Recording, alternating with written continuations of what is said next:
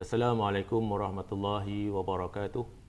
Alhamdulillah wa bihi nasta'in asyhadu an la ilaha illallah wa asyhadu anna Muhammadan abduhu wa rasuluh. Allahumma salli ala sayidina wa maulana wa habibina wa syafi'ina Muhammad wa ala alihi wa sahbihi ajma'in. Rabbi shrah li sadri wa yassir li amri wa hlul 'uqdatan min lisani yafqahu qawli. Alhamdulillah, kita panjatkan kesyukuran kepada Allah Subhanahu wa taala kerana pagi ini kita masih lagi dapat bersama dalam kursus Asas Haji Negeri Sembilan.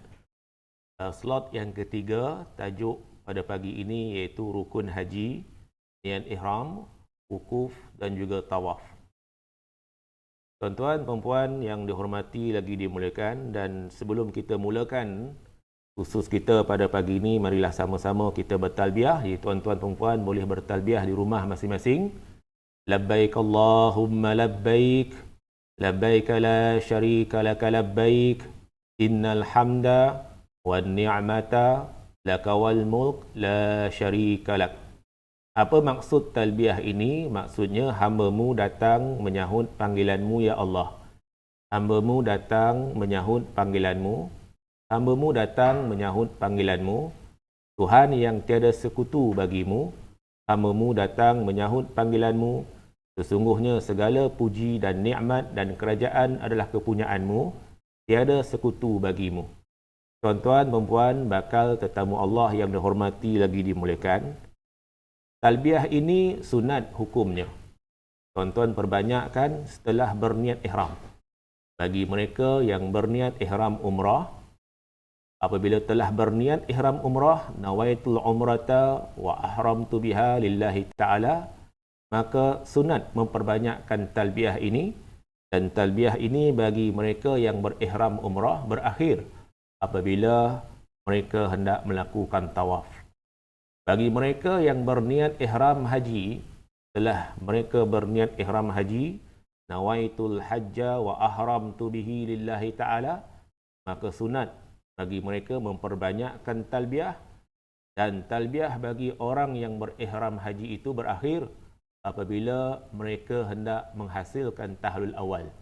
Jadi bagi jemaah Malaysia secara rasminya yang ikut tabung haji muassasah, mereka akan menghasilkan tahlul awal pada 10 Zulhijjah apabila mereka melontar jamrah kubra 7 biji, kemudian mereka pun bergunting atau bercukur.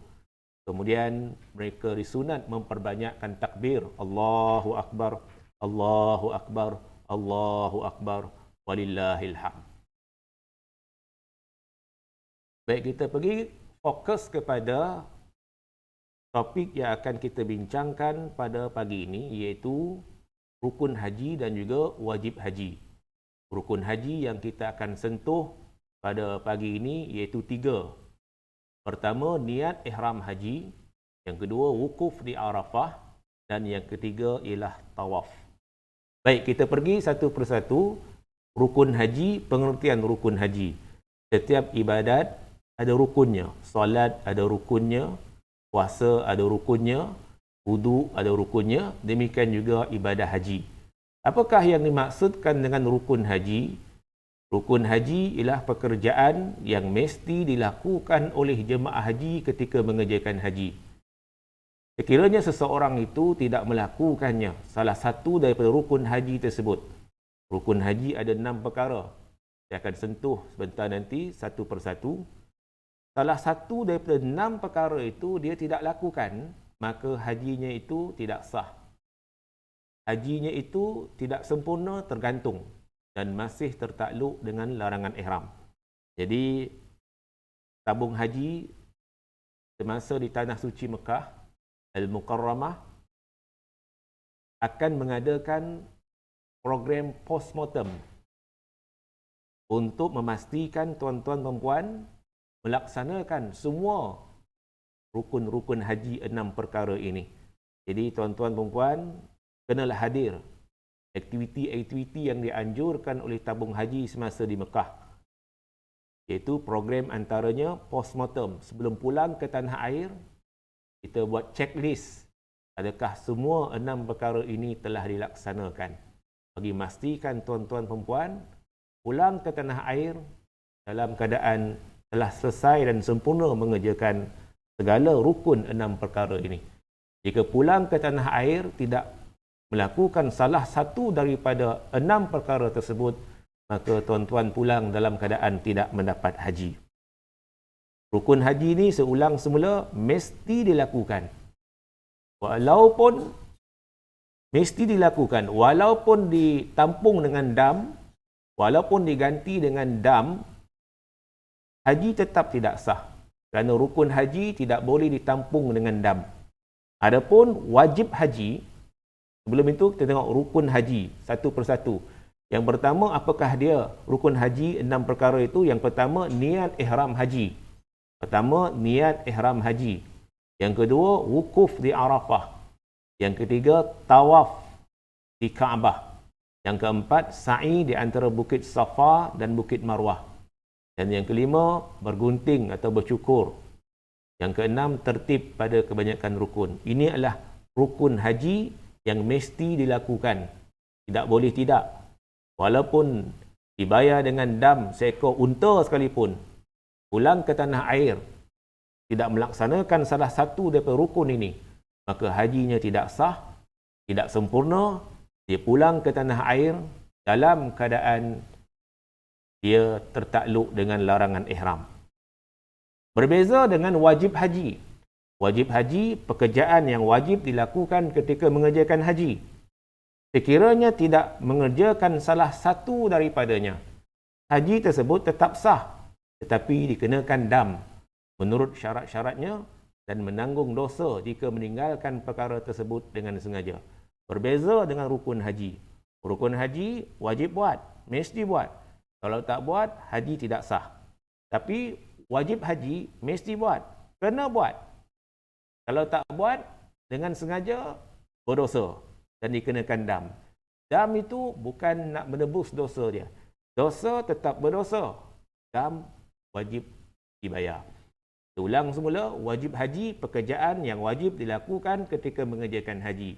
Jika tidak mengerjakan salah satu daripadanya, haji tersebut tetap tidak sah. Haji tersebut tetap sah, tetapi dikenakan dam menurut syarat-syaratnya dan menanggung dosa jika meninggalkan perkara tersebut dengan sengaja. Apakah dia wajib haji 6 perkara itu? Niat ihram di miqat. Kalau kita tengok tadi rukun umrah, rukun haji yang pertama niat ihram. Niat ihram itu rukun. Wajib haji niat ihram di miqat. Rukun haji niat ihram. Di mana hendak berniat ihram, bila hendak berniat ihram, itu pergi kepada wajib haji. Niat ihram di miqat. Jangan tidak berniat ihram. Kalau tidak berniat ihram, itu pergi kepada rukun. Haji tidak sah. Di mana dan bila hendak berniat ihram, niat ihram di miqat. Itu wajib haji. Boleh berniat sebelum miqat. Afdal berniat di miqat. Tidak boleh berniat melepasi miqat. Tapi kalau dia melepasi miqat, dia berniat, hajinya sah. Janji, dia niat. Cuma dia dikenakan dam. Sengaja berniat melepasi miqat, dia berdosa. Dan yang kedua, sudah berniat ihram, dia wajib meninggalkan larangan ihram 13 perkara. Nanti tuan-tuan puan akan belajar apakah 13 perkara larangan ihram yang perlu dijaga. Bila sudah berniat saja, nawaitul hajja wa ahramtu bihi lillahi ta'ala, maka wajib dia berkuat kuasa setelah berniat ihram, dia jaga 13 perkara yang menjadi larangan apabila seseorang itu sudah berada di dalam ihram. Kemudian yang ketiga, bermabit di Muzdalifah, melontar jamrah kubra pada 10 Zulhijjah, bermalam atau bermabit di Mina pada 11, 12 dan 13 Zulhijjah. Ada yang bermabit sampai 12 Zulhijjah saja. Mereka ini dikenali sebagai nafar awal. Ada yang bermabit sehingga 13 Zulhijjah. Mereka ini disebut sebagai nafar sani. Jadi tuan-tuan puan, sama ada mereka buat nafar awal, sama ada mereka buat nafar sani, itu akan ditentukan oleh tabung haji semasa di sana nanti. Baik. Kemudian yang seterusnya, melontar ketiga-tiga jamarat pada hari tasyrik, 11, 12 dan 13 Zulhijjah. Jadi melontar jamrah sughra, jamrah wusta dan jamrah kubra pada 11, 12 dan 13 Zulhijjah. Jadi inilah 6 perkara wajib haji yang mesti dilakukan. Kalau seseorang itu tidak dapat bermabit di Muzdalifah kerana sakit, selesai dia wukuf di Arafah, dia sakit. Katakanlah kena serangan sakit jantung di Arafah contohnya. Sebaik saja selesai wukuf, dia kena heart attack. Maka tabung haji bawa dia ke hospital di Mekah. Dia dikecualikan bermabit di Muzdalifah, dia tidak berdosa dan dia tidak dikenakan dam. Tapi kalau dia sengaja tidak mahu bermabit di Muzdalifah, Ustaz, kalau tidak mahu bermabit di Muzdalifah, apa hukumnya? Hukumnya berdosa, kena bayar dam. Kalau macam tu saya nak bayar dam saja. Damnya seekor kambing. Berapa harga seekor kambing, Ustaz? 450 rial. Contohnya, kalau macam tu saya bayar 500 rial. 500 rial bakinya keep the change. Contohnya lah. Maka walaupun dia bayar dam sekalipun, dam itu tidak boleh menebus dosa kesalahannya kerana sengaja tidak mahu bermabit di Muzdalifah. Pulanglah dia ke tanah air dalam keadaan dia menanggung dosa kerana sengaja tidak mahu bermabit di Muzdalifah.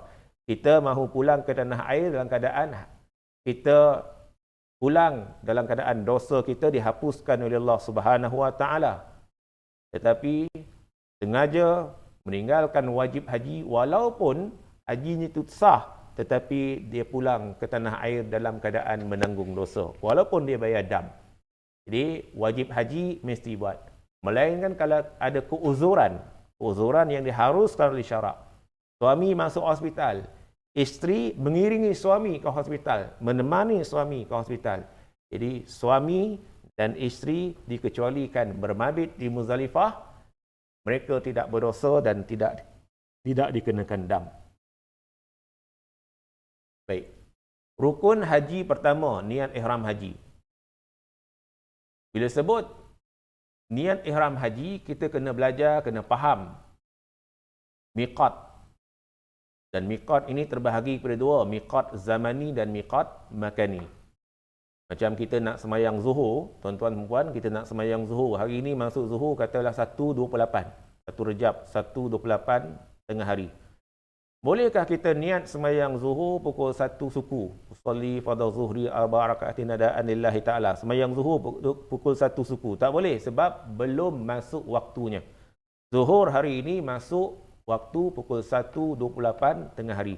Demikian juga mengerjakan ibadah haji. Tak boleh pergi haji pada bulan Rejab, belum masuk lagi waktunya. Tak boleh pergi haji pada bulan Sya'ban. Tak boleh pergi haji pada bulan Ramadan. Tak boleh pergi haji pada bulan Rabiul Awal. Saya nak pergi haji bulan Rejab lah sebab tak ramai orang. Tak boleh. Kalau dia niat haji pada bulan Rejab, nawaitul hajja wa ahramtu bihi lillahi ta'ala. Sahaja aku berniat mengerjakan haji dan aku berihram dengannya kerana Allah Ta'ala. Ya, pada bulan Rejab. Dia pergi ke Mekah pada bulan Rejab, maka tak akan jadi hajinya. Automatik dia akan jadi umrah. Jadi miqat zamani bagi haji bermula bila? Bila seseorang itu boleh pergi haji, berniat haji? Bermulanya pada 1 Syawal. Habis saja bulan Ramadan, masuk maghrib, takbir raya, Allahu Akbar, Allahu Akbar, Allahu Akbar, maka bermulalah 1 Syawal, maka bermulalah bulan-bulan haji. Bila berakhirnya bulan haji ini, iaitu bila terbit fajar 10 Zulhijjah. Apakah yang dimaksudkan dengan terbit fajar? Maksudnya masuk waktu subuh 10 Zulhijjah. Mana bila masuk bulan Syawal, dah boleh dah berangkat ke tanah suci untuk mengerjakan haji. Dah masuk bulan haji. Zaman nenek moyang kita dulu, mereka pergi haji dengan kapal laut. Sebulan perjalanan untuk sampai ke sana. Sebab itu, bulan Syawal lagi mereka sudah berangkat. Ya, bulan Syawal, selepas bulan Syawal, bulan Zulqa'dah. Jadi kebiasaannya jemaah haji Malaysia yang naik kapal terbang, kebiasaannya ya, kita pergi ke tanah suci Mekah menaiki kapal terbang. Jadi kita mula kebiasaannya bertolak pada 1 Zulqa'dah. 1 Zulqa'dah itu bermulalah rombongan KT1 berangkat ke tanah suci Mekah Al-Mukarramah dan berakhirnya kemungkinan seminggu sebelum wukuf. Wukuf bila? 9 Zulhijjah. Berakhirnya wukuf bila? Bila terbit fajar pada 10 Zulhijjah. Jadi kebiasaannya seminggu sebelum wukuf, maka berakhirlah penerbangan rombongan Malaysia, rombongan jemaah haji Malaysia ke Tanah Suci Mekah Al-Mukarramah. Jadi, itulah yang dikatakan miqat zamani. Bila seseorang itu boleh berniat, menjatuhkan niat untuk mengerjakan haji, bermula pada 1 Syawal, hingga deadline ni bila? Apabila terbit fajar, masuknya subuh pada 10 Zulhijjah. Maknanya 1 Syawal 1 bulan, kemudian masuk bulan Syawal 1 bulan, kemudian masuk bulan Zulqa'dah 1 bulan, lepas itu berakhirnya 10 Zulhijjah masuknya subuh. Tidak sah ihram haji jika dilakukan di luar bulan haji. Sebaliknya, dia akan automatik menjadi ihram umrah. Seperti mana yang saya katakan tadi, kalau dia berniat haji pada bulan Rajab, tidak akan jadi haji. Dia automatik akan jadi umrah. Kemudian miqat makani, tempat. Jadi tuan-tuan perempuan, bagi mereka yang nak masuk ke Mekah, jemaah Malaysia ada yang masuk ke Mekah melalui Madinah. Mereka pergi ke Madinah dulu. Ya. Lepas 6 hari mereka berada di Madinah, kemudian mereka baru akan ke Mekah. Ada yang direct daripada Malaysia terus pergi ke Mekah. So, bagi mereka yang berada di luar Mekah, nak masuk ke kota Mekah, ada tempat-tempat untuk mereka berniat. Jadi, jemaah Malaysia, Asia Tenggara, Singapura, Indonesia, kalau terus masuk ke Mekah, niat mereka di miqat Qarnul Manazil. Tapi kalau mereka pergi ke Madinah dahulu, dan selesai 6 hari mereka di Madinah, mereka nak masuk ke Mekah, mereka akan singgah di tempat namanya Bir Ali. Jadi berniat haji di situ. Dan kalau mereka mengerjakan haji ifrat, berniat haji di situ, nawaitul hajja wa ahramtu bihi lillahi ta'ala. Ataupun kalau mereka masuk ke Mekah untuk mengerjakan umrah, iaitu mengerjakan haji tamattu', maka niat umrah di Qarnul Manazil ataupun di Bir Ali. Tetapi apabila sudah sampai berada di Mekah,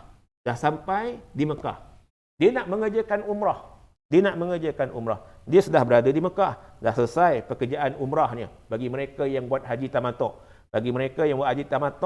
Dia masuk ke Mekah, dia buat umrah dahulu pada bulan-bulan haji. Kemudian dia tunggu 8 Zulhijjah sebelum berniat haji pula untuk berangkat ke Arafah. Nanti kita akan belajar jenis-jenis haji. Haji tamattu', haji ifrat, haji qiran. Baik. Tuan-tuan muslimin, muslimat hormati lagi dimuliakan. Bila dia masuk ke Mekah hari itu, dia niat umrah di Qarnul Manazil. Kemudian dah selesai umrah pertama dia di Mekah. Sekarang dia ada masa lagi 2 minggu. 2 minggu.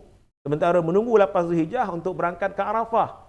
Dia nak buat umrah sunat. Maka dia kena keluar pergi ke tanah halal. Ya, antaranya Hudaibiyah, Tanaim, Ja'ranah, Arafah, Adat Libin atau mana-mana saja kawasan tanah halal di luar kota Mekah. Berniat umrah di luar kota Mekah, iaitu di tanah halal. Kebiasaannya jemaah kita akan berniat di tempat yang paling hampir, iaitu di Tanaim dengan jarak 5 km. Jadi tuan-tuan, perempuan, muslimin, muslimat hormati lagi dimuliakan. Bagi mereka yang buat haji tamattu', berniat hajinya di mana? Di kediaman, di hotel penginapan pada 8 Zulhijjah sebelum mereka berangkat ke Arafah. Saya ulang semula ya.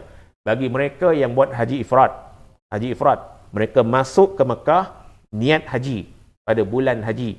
Ya, selesai pekerjaan hajinya, kemudian barulah mereka buat umrah. Bagi mereka yang buat haji tamattu', mereka masuk ke Mekah, mereka selesaikan umrah mereka terlebih dahulu. 8 Zulhijjah nanti pakai balik kain ihram, niat haji di hotel penginapan. Itu beza orang yang buat haji ifrat dan juga orang yang buat haji tamattu'. Baik. Jenis-jenis haji fardu juga dikenali sebagai haji Islam atau haji wajib. Ia adalah haji yang wajib ditunaikan oleh setiap muslim yang memenuhi syarat-syarat wajib haji sekali seumur hidup. Yang kedua, haji badal juga dikenali sebagai haji niabah dan upah haji. Ia adalah yang ditunaikan oleh seseorang untuk orang lain menurut syarat-syaratnya. Yang ketiga, haji sunat juga dikenali sebagai haji tatawwu'. Ia adalah ibadat haji yang ditunaikan oleh mana-mana muslim yang telah menunaikan fardu haji. Kemudian yang keempat, haji nazar, iaitu haji nazar, haji yang wajib ditunaikan oleh seseorang muslim yang telah bernazar untuk menunaikan haji kerana Allah Subhanahu wa taala. Dan yang kelima, haji qada. Itu haji yang ditunaikan oleh seseorang sebagai mengqada haji yang fasad, haji yang rosak pada yang terdahulu. Baik. Tadi saya sebut orang yang buat haji tamattu', orang yang buat haji ifrat. Sebenarnya cara mengerjakan haji ni ada 3 cara.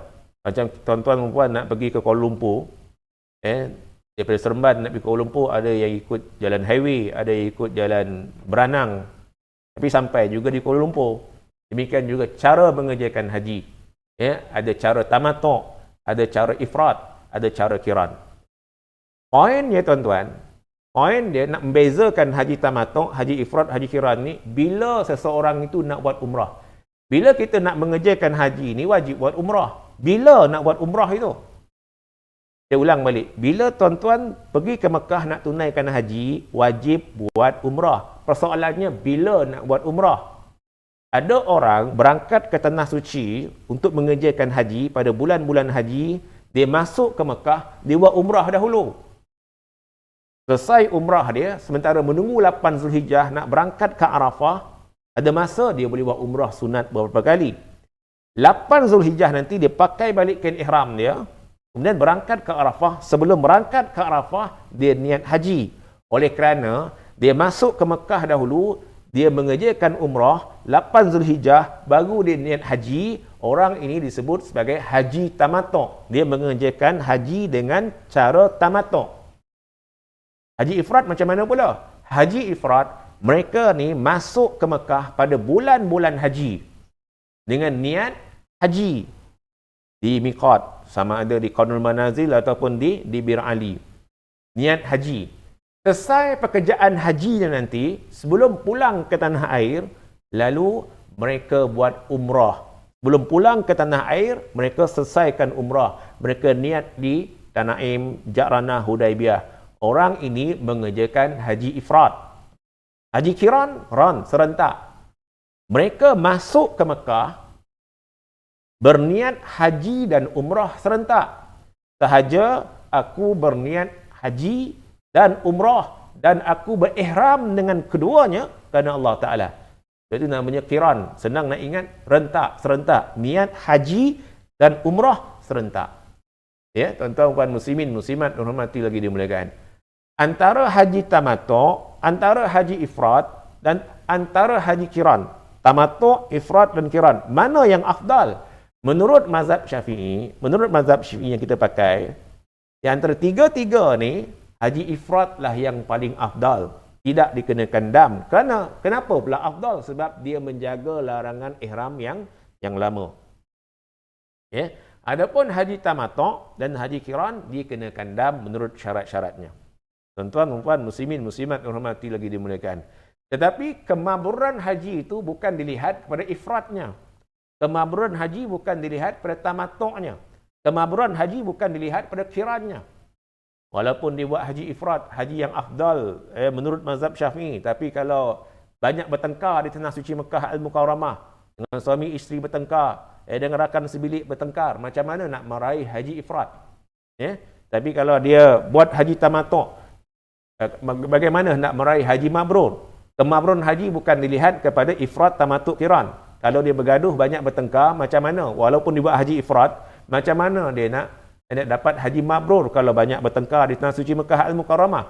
Maka dengan sebab itu, haji tamattu', haji ifrat, haji qiran, dilihat kemabrurannya berdasarkan kesungguhan mereka dalam melaksanakan segala rukun haji, wajib haji, ditambah dengan amalan-amalan sunat, dan menjaga hubungan baik dengan Allah dan juga menjaga hubungan baik dengan manusia. InsyaAllah akan beroleh haji yang mabrur.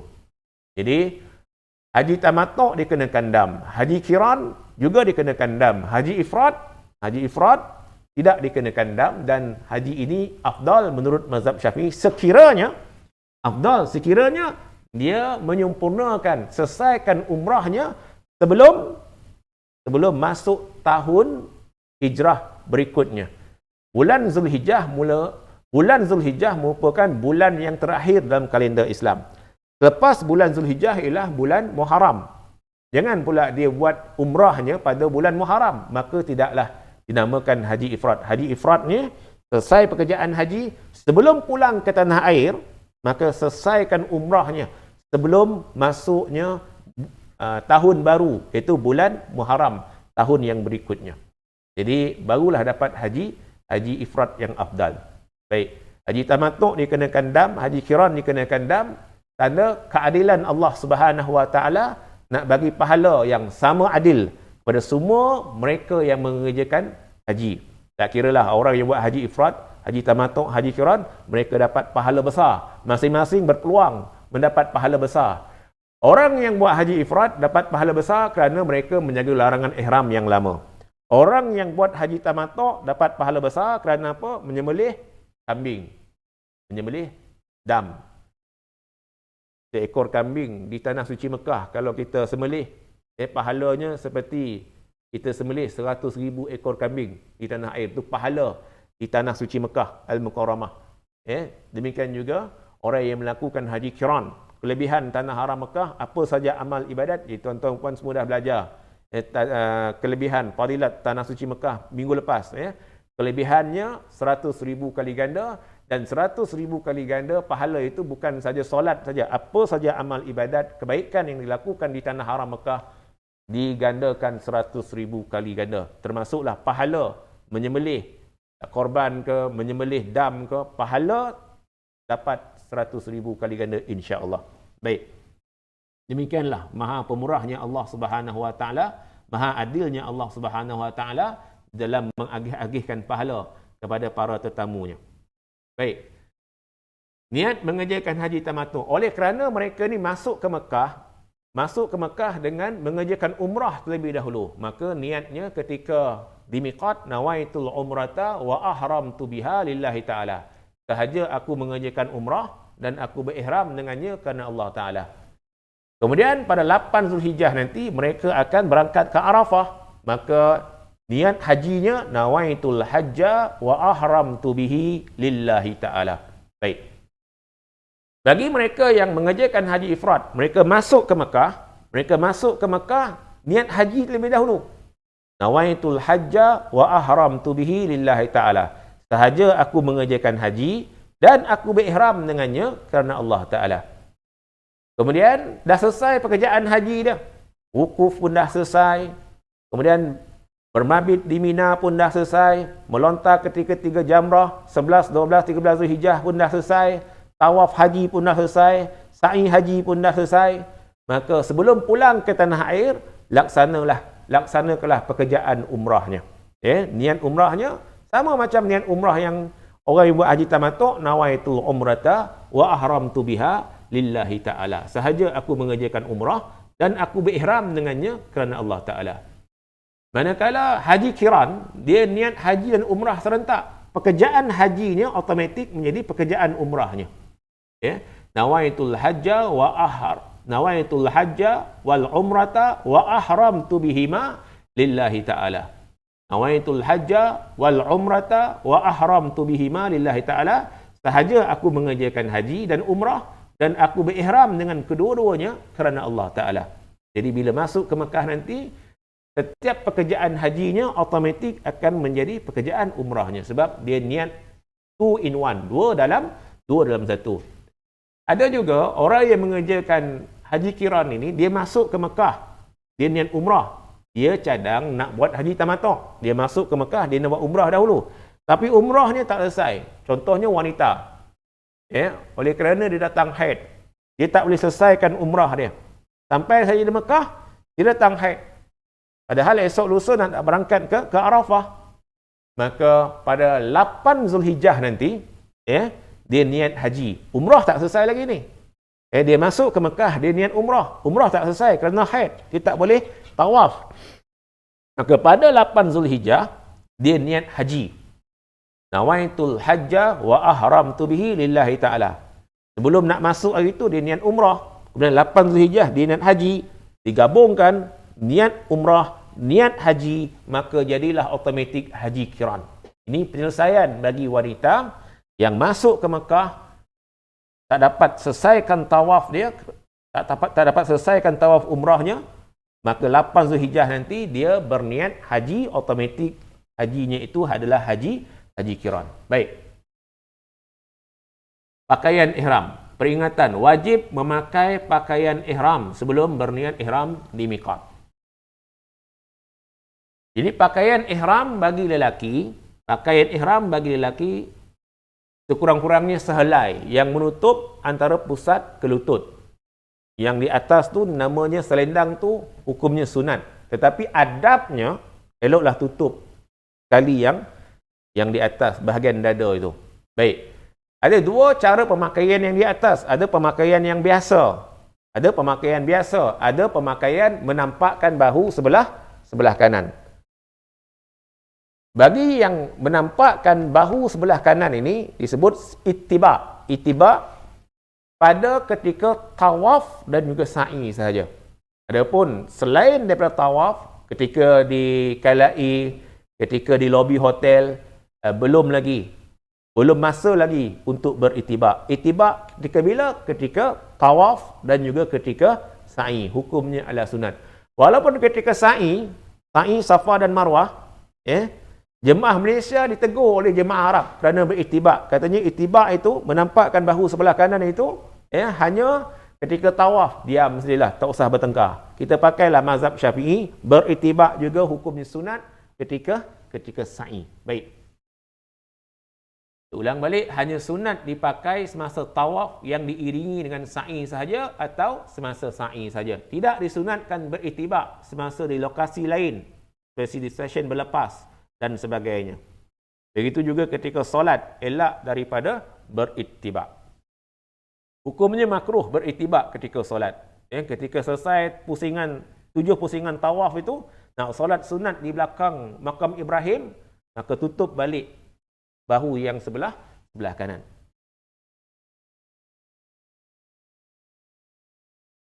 Kemudian slipper, sandal yang dibenarkan bagi lelaki.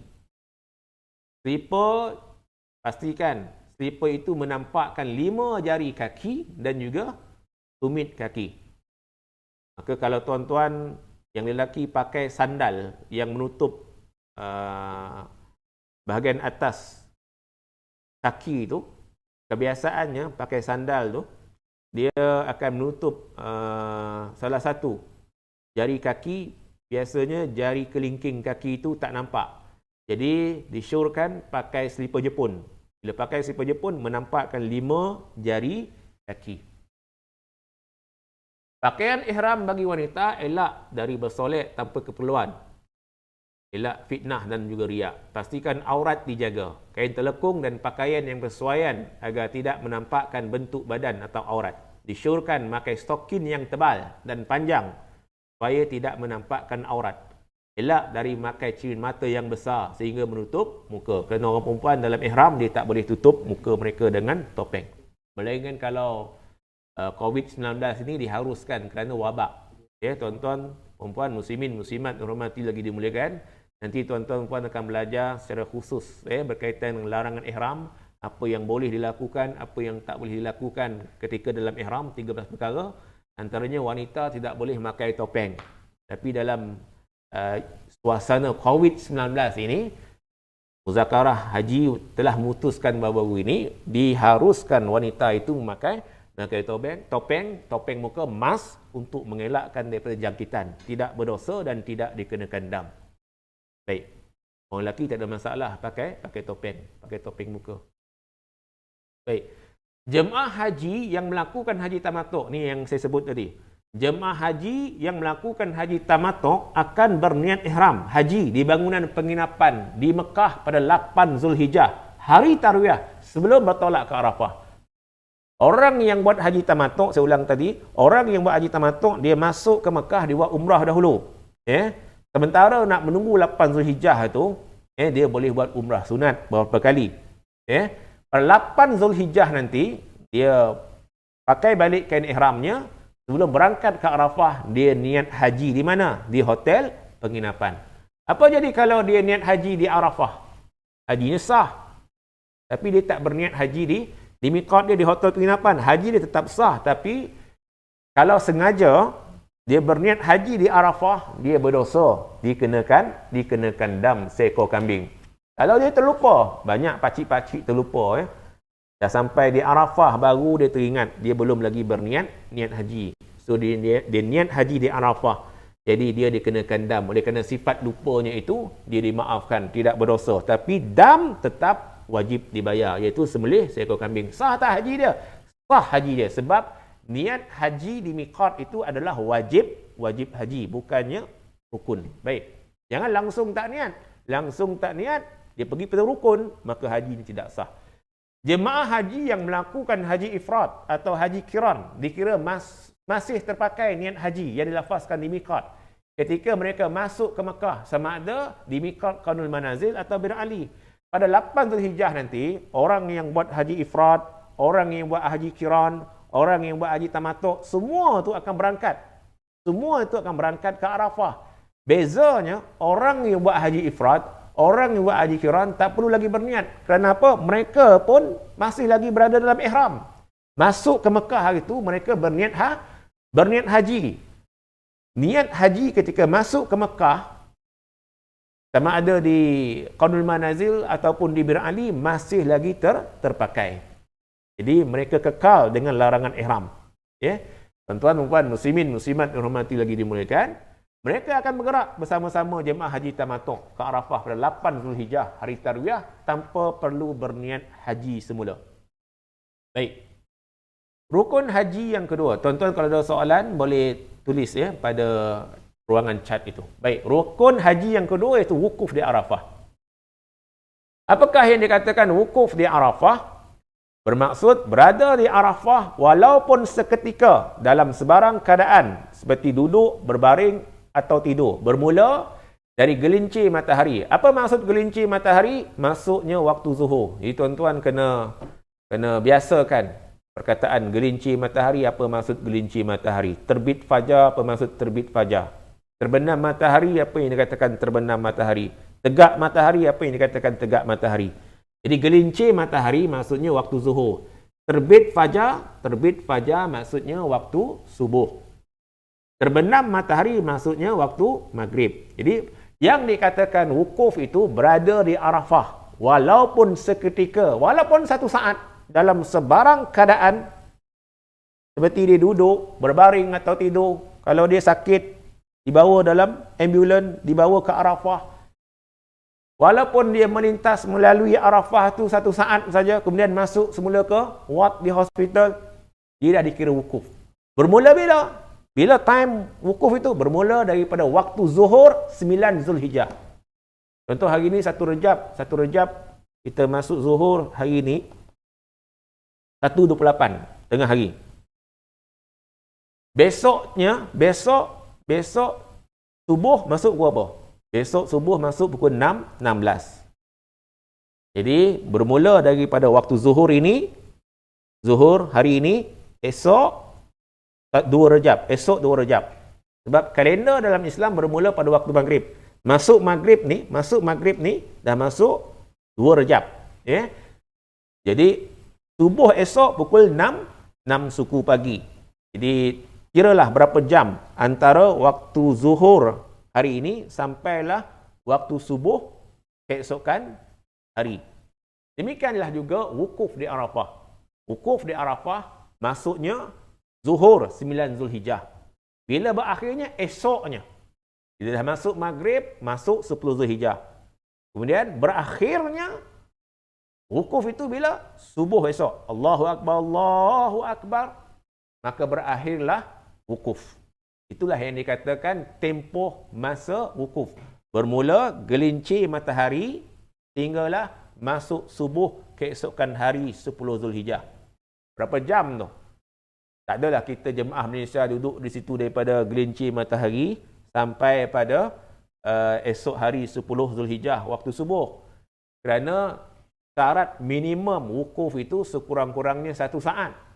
Kebiasaannya menjelang waktu maghrib 9 Zulhijjah ataupun dah masuk maghrib, bila dah masuk maghrib 10 Zulhijjah, jemaah Malaysia sudah keluar pada Arafah menuju ke mana? Muzdalifah.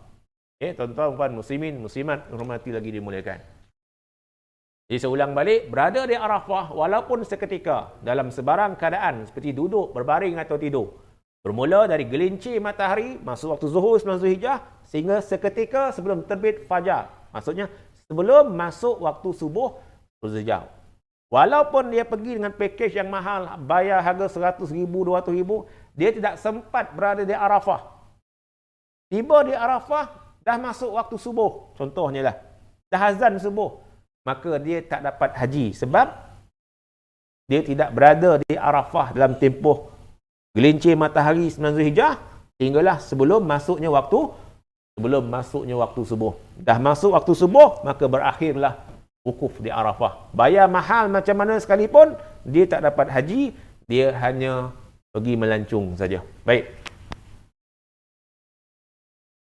Ya, lokasi masyair yang tuan-tuan dan puan akan berada semasa di tanah suci Mekah Al-Mukarramah mengerjakan haji. Daripada Mekah, tuan-tuan akan bergerak pergi ke Arafah. Daripada Arafah, tuan-tuan akan bergerak pergi ke Muzdalifah. Muzdalifah, tuan-tuan akan bertolak pergi ke Mina pula untuk bermabit. Kemudian daripada Mina balik semula ke Mekah. Baik. Ini namanya Masyairul Haram.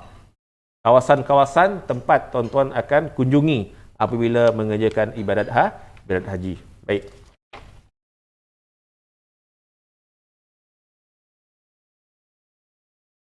Ini suasana perkemahan di Arafah. Alhamdulillah, Arab Saudi pun dah upgrade kemah-kemah di sana. Ada aircon, insya-Allah selesa. Cuma banyakkan bersabar dengan kerenah-kerenah rakan dalam kemah. Ada yang tak mau bagi ruang sebab kemah muat-muat saja. Katakanlah 40 orang, muat-muat 40 orang. Jadi pandai-pandailah susun, tuan-tuan puan pandai-pandailah susun macam mana untuk berada dalam kemah masing-masing nanti. Tak usah bergaduh, bertengkar ataupun pentingkan diri sendiri. Tak bagi ruang pada rakan-rakan yang lain untuk tidur sebelah kita dan sebagainya. Baik. Arafah, sabda Nabi Muhammad SAW, Al-Hajju Arafah. Maksudnya haji itu adalah Arafah. Menunjukkan bahawa wukuf di Arafah merupakan tiang haji dan rukun yang paling terpenting. Barang siapa meninggalkannya, maka tiada haji baginya. Syarat sah wukuf telah berihram dengan niat dengan niat ihram haji. Dalam keadaan seorang yang layak menunaikan ibadat, tidak gila, pengsan, mabuk dan hilang akal sepanjang masa wukuf. Berada di Arafah walaupun seketika dalam waktu wukuf.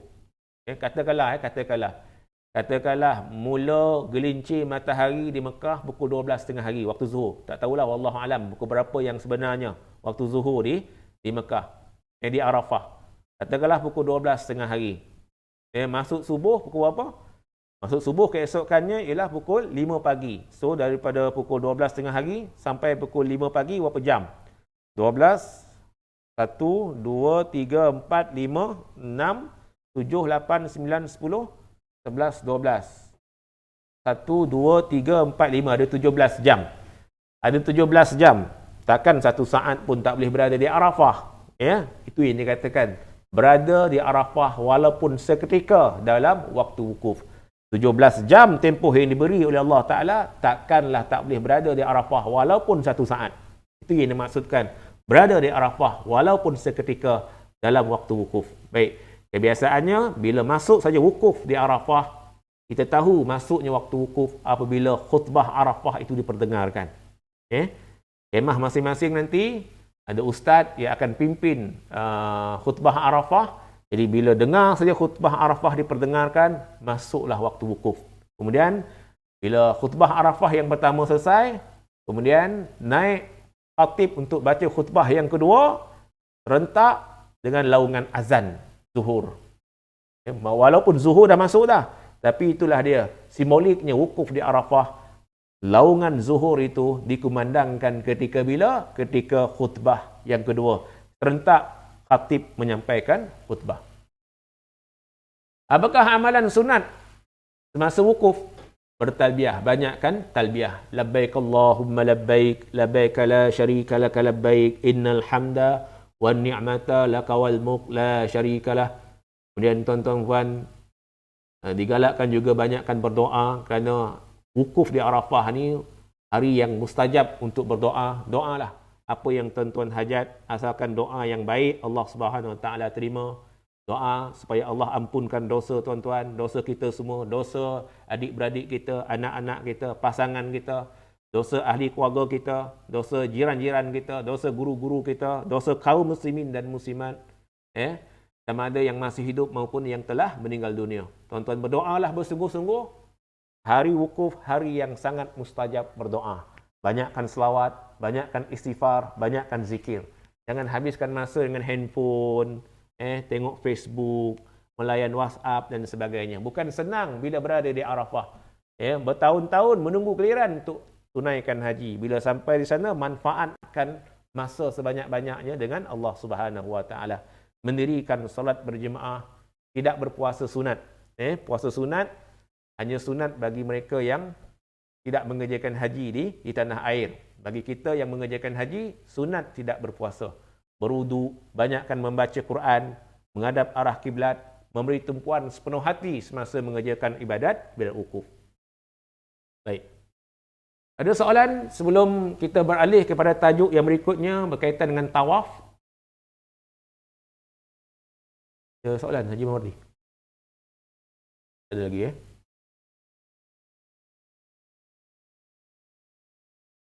Doa ketika di Arafah itu tuan-tuan berilah. Sama ada doa dalam buku yang disediakan oleh tabung haji, buku yang tuan-tuan beli, atau tuan-tuan boleh karang sendiri.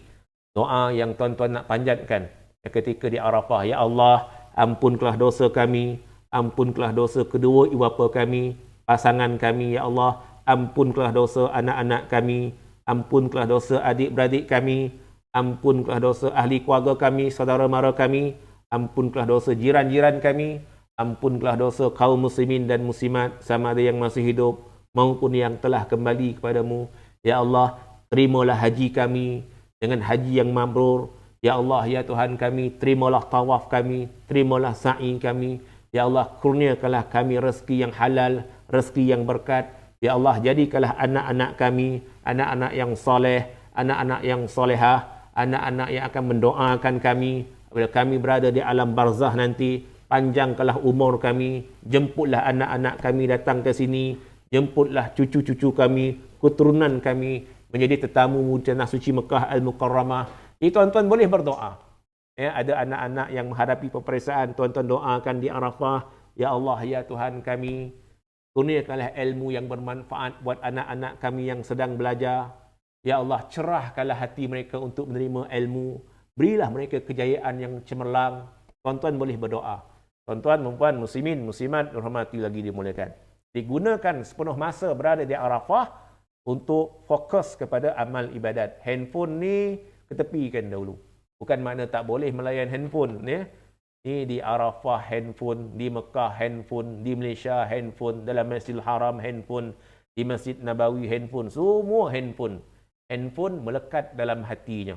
Kita mahu Allah Ta'ala melekat dalam hati kita. Tuan-tuan, perempuan, muslimin, muslimat, dirahmati lagi dimuliakan. Baik, kita pergi kepada rukun haji yang ketiga, iaitu tawaf. Tawaf dan pengertiannya.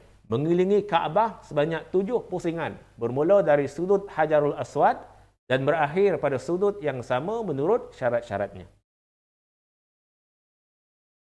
Jenis-jenis tawaf. Pertama, tawaf kudum. Sebelum kita pergi lebih lanjut berkaitan dengan tawaf ni, kita berkenalan dulu dengan jenis-jenis tawaf. Ada yang disebut sebagai tawaf kudum, ada yang disebut sebagai tawaf tahallul, ada yang disebut sebagai tawaf tahiyatul bait, ada yang disebut sebagai tawaf wada, ada yang disebut sebagai tawaf nazar, ada yang disebut sebagai tawaf sunat, ada yang disebut sebagai tawaf rukun atau tawaf ifadah. Baik, kita pergi kepada tawaf kudum. Tawaf kudum ni apa? Tawaf selamat datang. Tawaf selamat datang. Bagi mereka yang buat haji ifrat, dia masuk ke Mekah. Bagi mereka yang buat haji ifrat, bagi mereka yang buat haji kiran, bagi mereka yang buat haji ifrat, bagi mereka yang buat haji kiran, mereka masuk ke Mekah niat haji. Bagi mereka yang buat haji kiran, mereka masuk ke Mekah niat haji serentak. Haji dan umrah. Mereka bila masuk ke Mekah, sunat melakukan tawaf kudum. Tawaf selamat datang. Kalau wanita itu haid, dia buat haji ifrat, maka tunggulah dia bersih dahulu. Tunggulah dia bersih dahulu, mandi hadas, kemudian dia boleh melakukan tawaf kudum. Istimewanya orang yang buat haji ifrat, haji kiran, selepas mereka buat tawaf kudum, mereka boleh melakukan sa'i haji. Sa'i haji.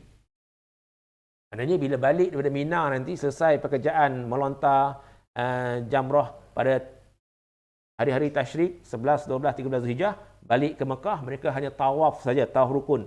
Sa'i hajinya mereka telah lakukan. Bila mereka sampai di Mekah, setelah selesai mereka melakukan tawaf kudum. Walaupun tawaf kudum itu sunat, mesti mulakan dengan tawaf kudum, baru boleh buat sa'i haji. Itu dari sudut dia punya tertib. Sebab ada rakan-rakan sebilik di sana, ada yang beritahu macam-macam fatwa. Wanita itu dia tak boleh tawaf kudum kerana haid. Tak apa. Orang wanita yang haid katanya tak boleh tawaf, tapi sa'i boleh. Wanita haid boleh sa'i. Jadi pergilah sa'i haji katanya. Lalu wanita ni pun dia sa'i haji tanpa didahului dengan tawaf kudum. Maka sa'i hajinya itu tidak sah. Walaupun tawaf kudum itu sunat, ulang balik, walaupun tawaf kudum itu sunat bagi mereka yang buat haji ifrat dan juga haji kiran, tapi kalau dia nak buat sa'i haji, maka dia mesti buat tawaf kudum terlebih dahulu. Ya. Jadi berhati-hati dengan fatwa rakan sebilik semasa di sana nanti. Kalau tak faham, ingin penjelasan, jumpalah guru-guru agama di maktab masing-masing. Baik. Di tawaf kudum bagi mereka yang buat haji ifrat dan juga haji kiran. Wajibkah berniat? Persoalannya, wajibkah berniat bagi mereka yang melakukan tawaf kudum? Bagi mereka yang buat haji ifrat, bagi mereka yang buat haji kiran, bila dia sudah berniat ihram saja di miqat, dia telah merangkumi semua pekerjaan-pekerjaan hajinya yang berikutnya. Jadi sunat bagi orang yang buat haji ifrat, sunat bagi orang yang buat haji kiran, ketika mulakan tawafnya, berniat tawaf kudum. Ya Allah, aku hendak tawaf 7 pusingan, tawaf kudum kerana Allah Ta'ala. Sunat. Kalau dia tak berniat pun, tawafnya itu sah. Adapun, bagi mereka yang masuk ke Mekah, mereka yang masuk ke Mekah bukan nak niat haji, bukan dia nak mengerjakan umrah atau sebagainya. Dia masuk ke Mekah kerana urusan bisnes, urusan pekerjaan. Ada seminar di Mekah, dia dihantar oleh majikan dia untuk menghadiri satu seminar di Mekah. Maka dia sunat masuk ke Mekah, melakukan tawaf kudum. Ketika melakukan tawaf kudum itu, dia wajib berniat. Dia wajib berniat. Dia wajib berniat, ya Allah, aku hendak tawaf 7 keliling tawaf kudum. Baik. Kemudian tawaf tahallul. Tawaf tahallul itu untuk siapa? Untuk mereka yang tak sempat mengerjakan wukuf di Arafah. Tawaf tahallul iaitu mereka yang tak sempat masuk ke Arafah kerana halangan. Contoh sakit atau sebagainya. Dia tak sedar, tak boleh wukuf di Arafah. Sebab syarat sah wukuf di Arafah ni dia mesti sedar, tapi dia koma. Jadi kalau dia balik Malaysia nanti, macam mana? Tuan-tuan, puan, muslimin, muslimat dihormati lagi dimuliakan. Jadi mereka yang tak sempat wukuf di Arafah, katakanlah dia koma contohnya. Selesai wukuf,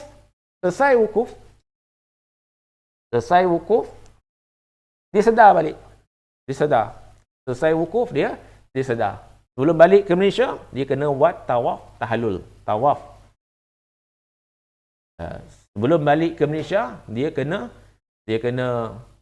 selesaikan tawaf. Tawaf itu disebut sebagai tawaf tahallul. Tapi kalau dia dah balik ke Malaysia, macam mana? Dia dah sampai di Malaysia, baru dia sedar. Dia kena dam ihsar untuk melepaskan dirinya daripada larangan ihram. Kalau dia sudah berniat ihram haji ketika di tanah suci Mekah Al-Mukarramah. Baik. Tuan-tuan, puan, muslimin, muslimat dihormati lagi dimuliakan. Tawaf kudum, tawaf selamat datang. Tawaf tahallul iaitu bagi mereka yang tak sempat wukuf di Arafah. Dan tawaf tahiyatul bait bagi mereka yang masuk ke Masjidil Haram. Bagi mereka yang masuk ke Masjidil Haram, sunat melakukan tawaf tahiyatul bait. Ya Allah, aku hendak tawaf 7 pusingan, tawaf tahiyatul bait kerana Allah Ta'ala.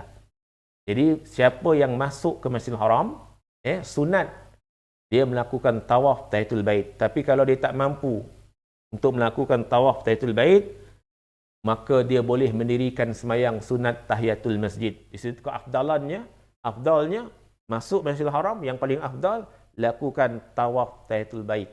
Dan kalau di masjid tempat kita, masuk masjid, semayang sunat tahiyatul masjid. Tapi di Mekah, masuk Masjidil Haram, buat apa? Tawaf tahiyatul bait. Yang kedua, ranking yang kedua, barulah semayang sunat tahiyatul masjid. Kalau tak mampu melakukan tawaf tahiyatul bait. Kemudian tawaf wada', tawaf selamat tinggal sebelum meninggalkan kota Mekah. Sebelum meninggalkan kota Mekah nak balik ke Malaysia, ataupun sebelum meninggalkan kota Mekah nak pergi ke Madinah, lakukan tawaf wada', tawaf selamat tinggal.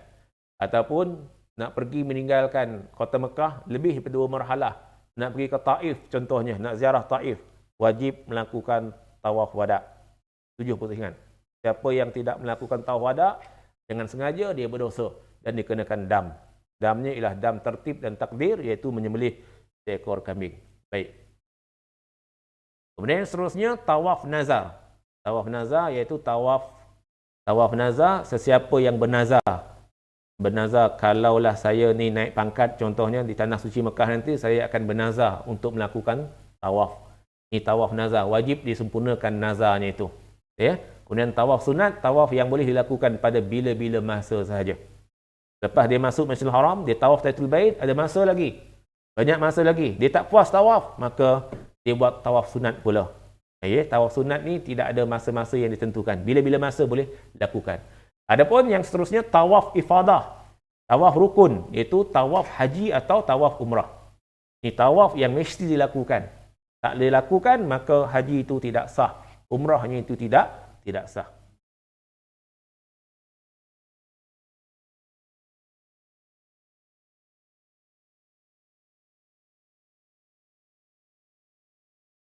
Ada tak doa spesifik yang Nabi mohon semasa wukuf? Tuan-tuan, puan, muslimin, muslimat yang hormati lagi dimuliakan.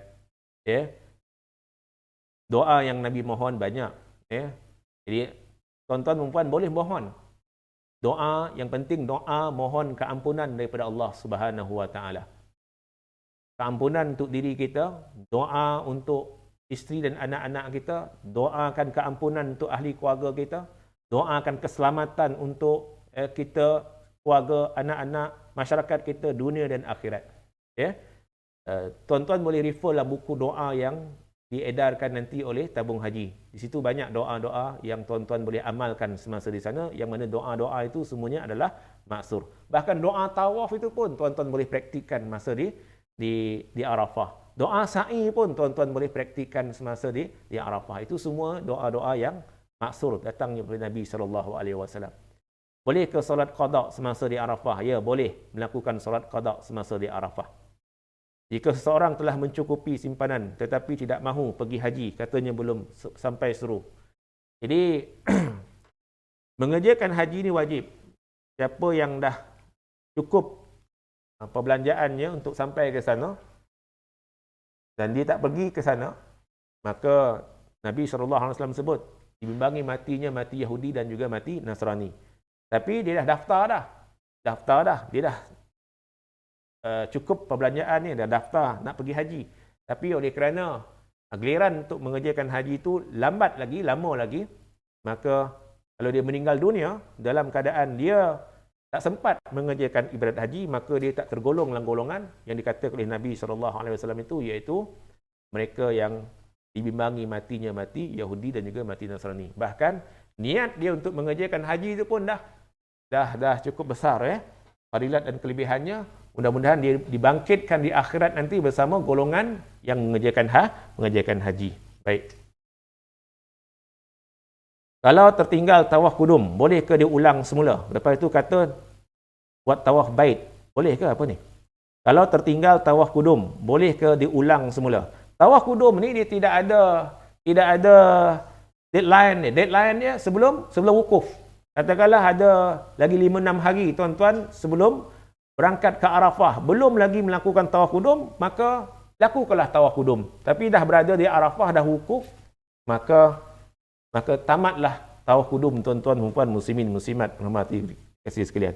Tawaf kudum ni sebelum berangkat ke Arafah. Ya, dia tak ada kena cepat-cepat. Sampai saja di Mekah kena buat cepat-cepat, tak ada. Ya. Baik. Kalau tertinggal tawaf kudum, boleh ke diulang semula? Boleh diulang semula. Kalau tawaf kudum ni belum buat, maka boleh lakukan tawaf kudum.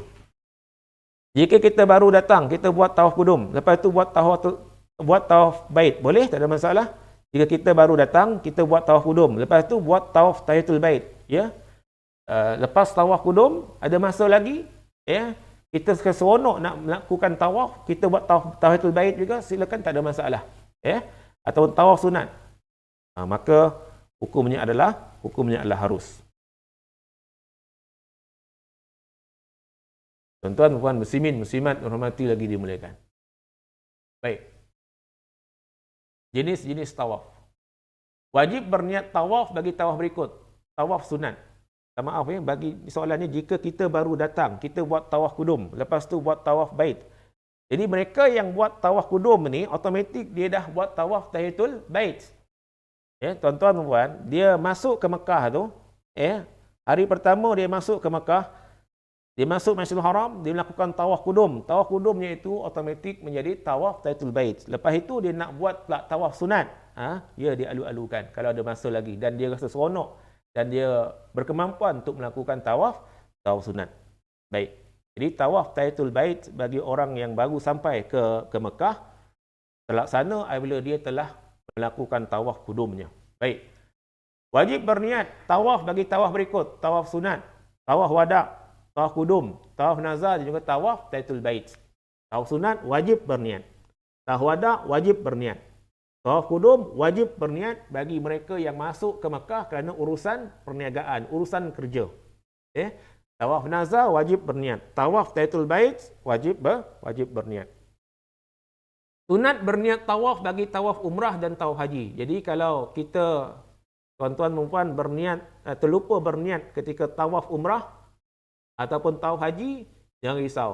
Tawaf tuan-tuan itu sah sebab hukumnya adalah sunat saja. Bila kita telah berniat ihram haji, bila sudah berniat ihram haji atau telah berniat ihram umrah, maka niat itu telah merangkumi semua pekerjaan-pekerjaan haji dan juga pekerjaan-pekerjaan umrah.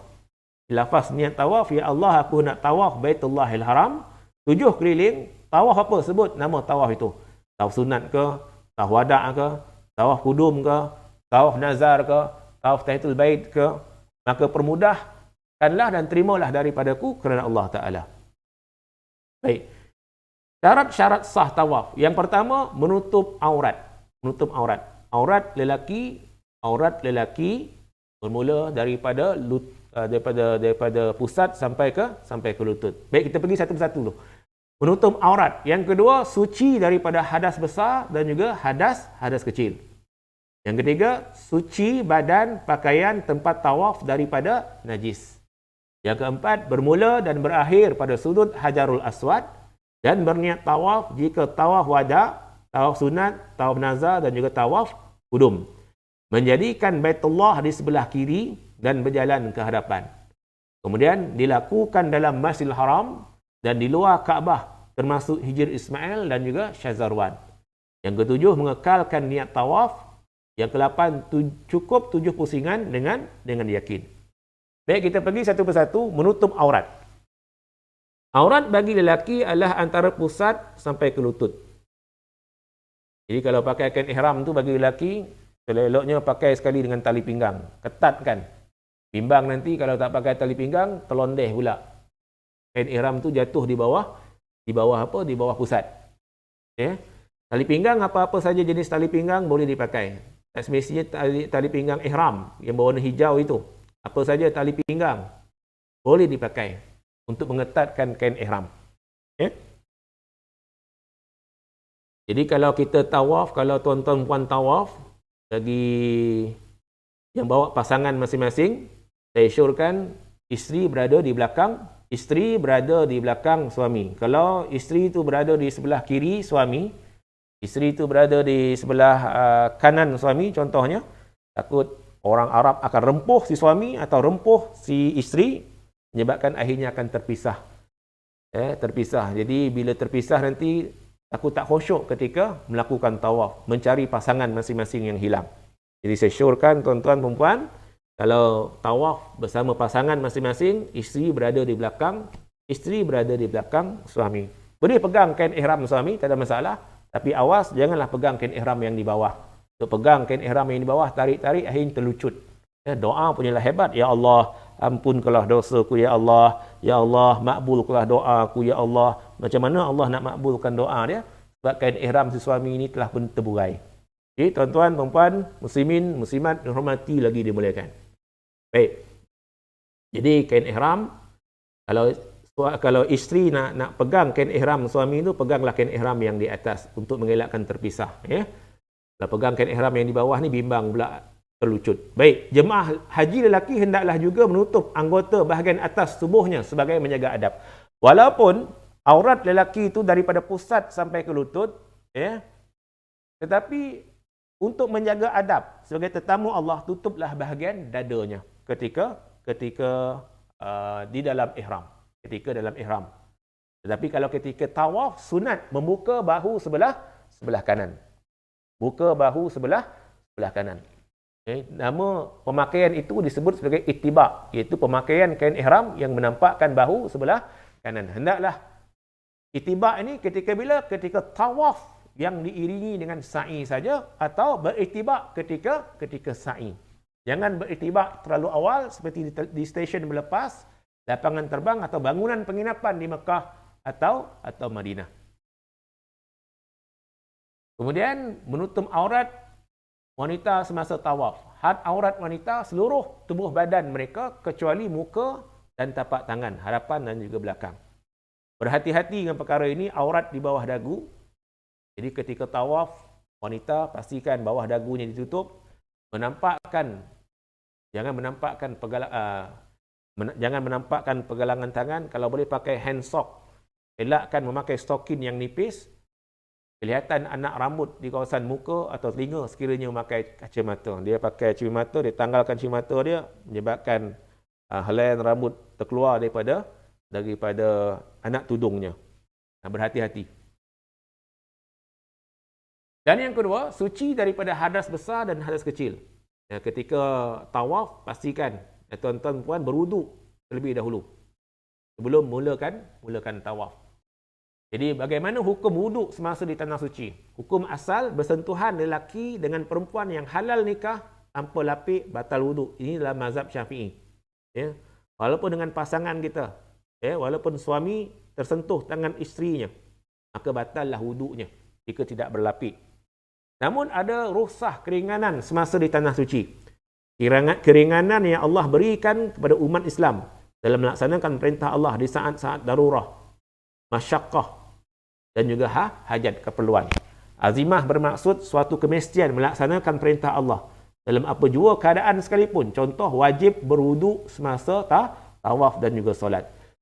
Oleh itu, boleh beralih dari pendapat Syafi'i yang masyhur kepada pendapat Syafi'i yang marjuh, iaitu tidak batal wuduk jika berlaku persentuhan lelaki dan perempuan tanpa rasa syahwat dalam keadaan masyaqqah dan hajat, seperti kesesakan di tempat tawaf dan lainnya.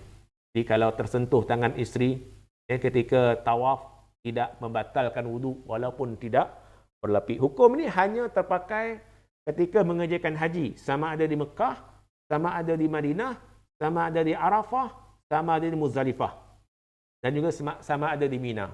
Balik ke Malaysia, kembali pada hukum asal, iaitu batal wuduk. Sepanjang berada di sana, tersentuh tangan isteri, tersentuh tangan-tangan mana-mana wanita yang bukan mahram kita, tidak membatalkan wuduk dengan syarat tidak ada perasaan syahwat. Pendapat ini diguna pakai ketika bermula dari keluar bangunan penginapan, seterusnya hingga ketika dalam Masjidil Haram atau Masjid Nabawi. Ketika berada dalam keadaan masyaqqah seperti menaiki pesawat atau bas sepanjang tempoh mengerjakan haji atau umrah sahaja. Sah diguna pakai untuk tawaf dan sebagainya selagi wuduk tidak terbatal mengikut mazhab Syafi'i. Contoh wuduk terbatal seperti keluar angin daripada kubul ataupun dubur.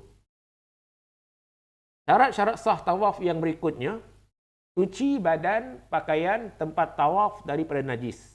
Perhatian, jemaah haji hendaklah berhati-hati dengan najis yang terdapat pada selipar yang dibawa bersama-sama semasa tawaf. Boleh tak bawa selipar ketika tawaf? Diharuskan. Boleh. Syaratnya pastikan di bawah tapak selipar itu tidak ada tahi burung merpati, tahi kucing atau sebagainya. Dah pasti bersih, suci. Kalau setakat debu-debu pasir, tidak mengapa. Boleh masukkan dalam uncang kasut masing-masing. Boleh dibawa ketika tawaf. Baik. Anak kecil yang berlampin. Kalau yang pergi umrah bawa anak kecil bayi, pastikan. Jangan bayi itu kencing pula dalam lampin ataupun pampers. Dan kita dukung dia ketika tawaf. Bermakna kita dukung bayi yang ada kencing. Maka menyebabkan tawaf itu tidak sah. Jadi eloklah bergele-gele. Biar suami tawaf dulu, isteri dukung anak. Ataupun isteri tawaf dulu, suami dukung anak. Kemudian bergele-gele. Selepas itu barulah pasangannya mula melakukan tawaf. Pakaian yang bernajis. Pakaian yang bernajis. Tahi burung yang jelas najisnya jatuh semasa tawaf. Pakaian yang bernajis ni berhati-hati. Kalau buang air kecil di tandas misalnya dan kencing terpercik kena pada pakaian, kena pada kain ihram. Lalu kita menggunakan kain ihram yang bernajis itu untuk tawaf, maka menyebabkan tawaf kita tidak sah. Tahi burung yang jelas najisnya jatuh semasa tawaf. Tapi kalau tahi burung tu dah kering, kita terpijak, bukan sengaja nak pijak, tak boleh elakkan, maka ia disebut sebagai umum balwa. Maka ia dimaafkan. Ia dimaafkan, tawaf itu sah. Baik. Tapi kalau najis tahi burung merpati itu basah, maka hendaklah dibersihkan kaki kita yang terkena najis tersebut. Kemudian bermula dan berakhir pada sudut Hajarul Aswad dan berniat tawaf jika tawaf wada', tawaf sunat, tawaf nazar dan juga tawaf qudum. Tawaf mesti bermula daripada sudut Hajarul Aswad. Tak boleh bermula dari sudut rukun Yamani, tak boleh sudut rukun Syami, tak boleh bermula dari rukun Iraqi. Jadi Kaabah ni sudut yang paling penting ialah sudut Hajarul Aswad. Di situlah bermulanya kita melakukan tawaf dan berakhirnya tawaf pun di situ juga. Pastikan 7 pusingan. Mula daripada sudut Hajarul Aswad dan berakhir di sudut Hajarul Aswad. Kalau tuan-tuan tengok gambar Kaabah ini, di sebelah sini ialah sudut Hajarul Aswad. Bila nak mulakan tawaf, sunat isyarat tangan. Bismillah, ya Allahu Akbar, ke arah Hajarul Aswad dan cium. Cium tu janganlah berbunyi pula, cium saja. Kemudian mulakan tawaf. Dan tawaf itu, tuan-tuan bolehlah membaca apa-apa doa yang tuan-tuan hafal. Tak semestinya doa dalam bahasa Arab, boleh juga doa dalam bahasa Melayu atau apa-apa zikir saja yang tuan-tuan boleh amalkan ketika melakukan setiap pusingan tawaf tersebut. Pastikan tuan-tuan perempuan jangan sentuh bahagian-bahagian pada Kaabah itu, dinding Kaabah, kelambu Kaabah, termasuk juga Hijr Ismail. Berhati-hatilah, janganlah terlampau rapat sangat tuan-tuan tawaf berhampiran dengan Kaabah sampai orang tolak tuan-tuan. Orang Arab tolak tuan-tuan, menyebabkan tuan-tuan tersentuh walaupun tak sengaja pada dinding Kaabah, menyebabkan tawaf tuan-tuan itu tidak sah. Pusingan itu saja. Baik.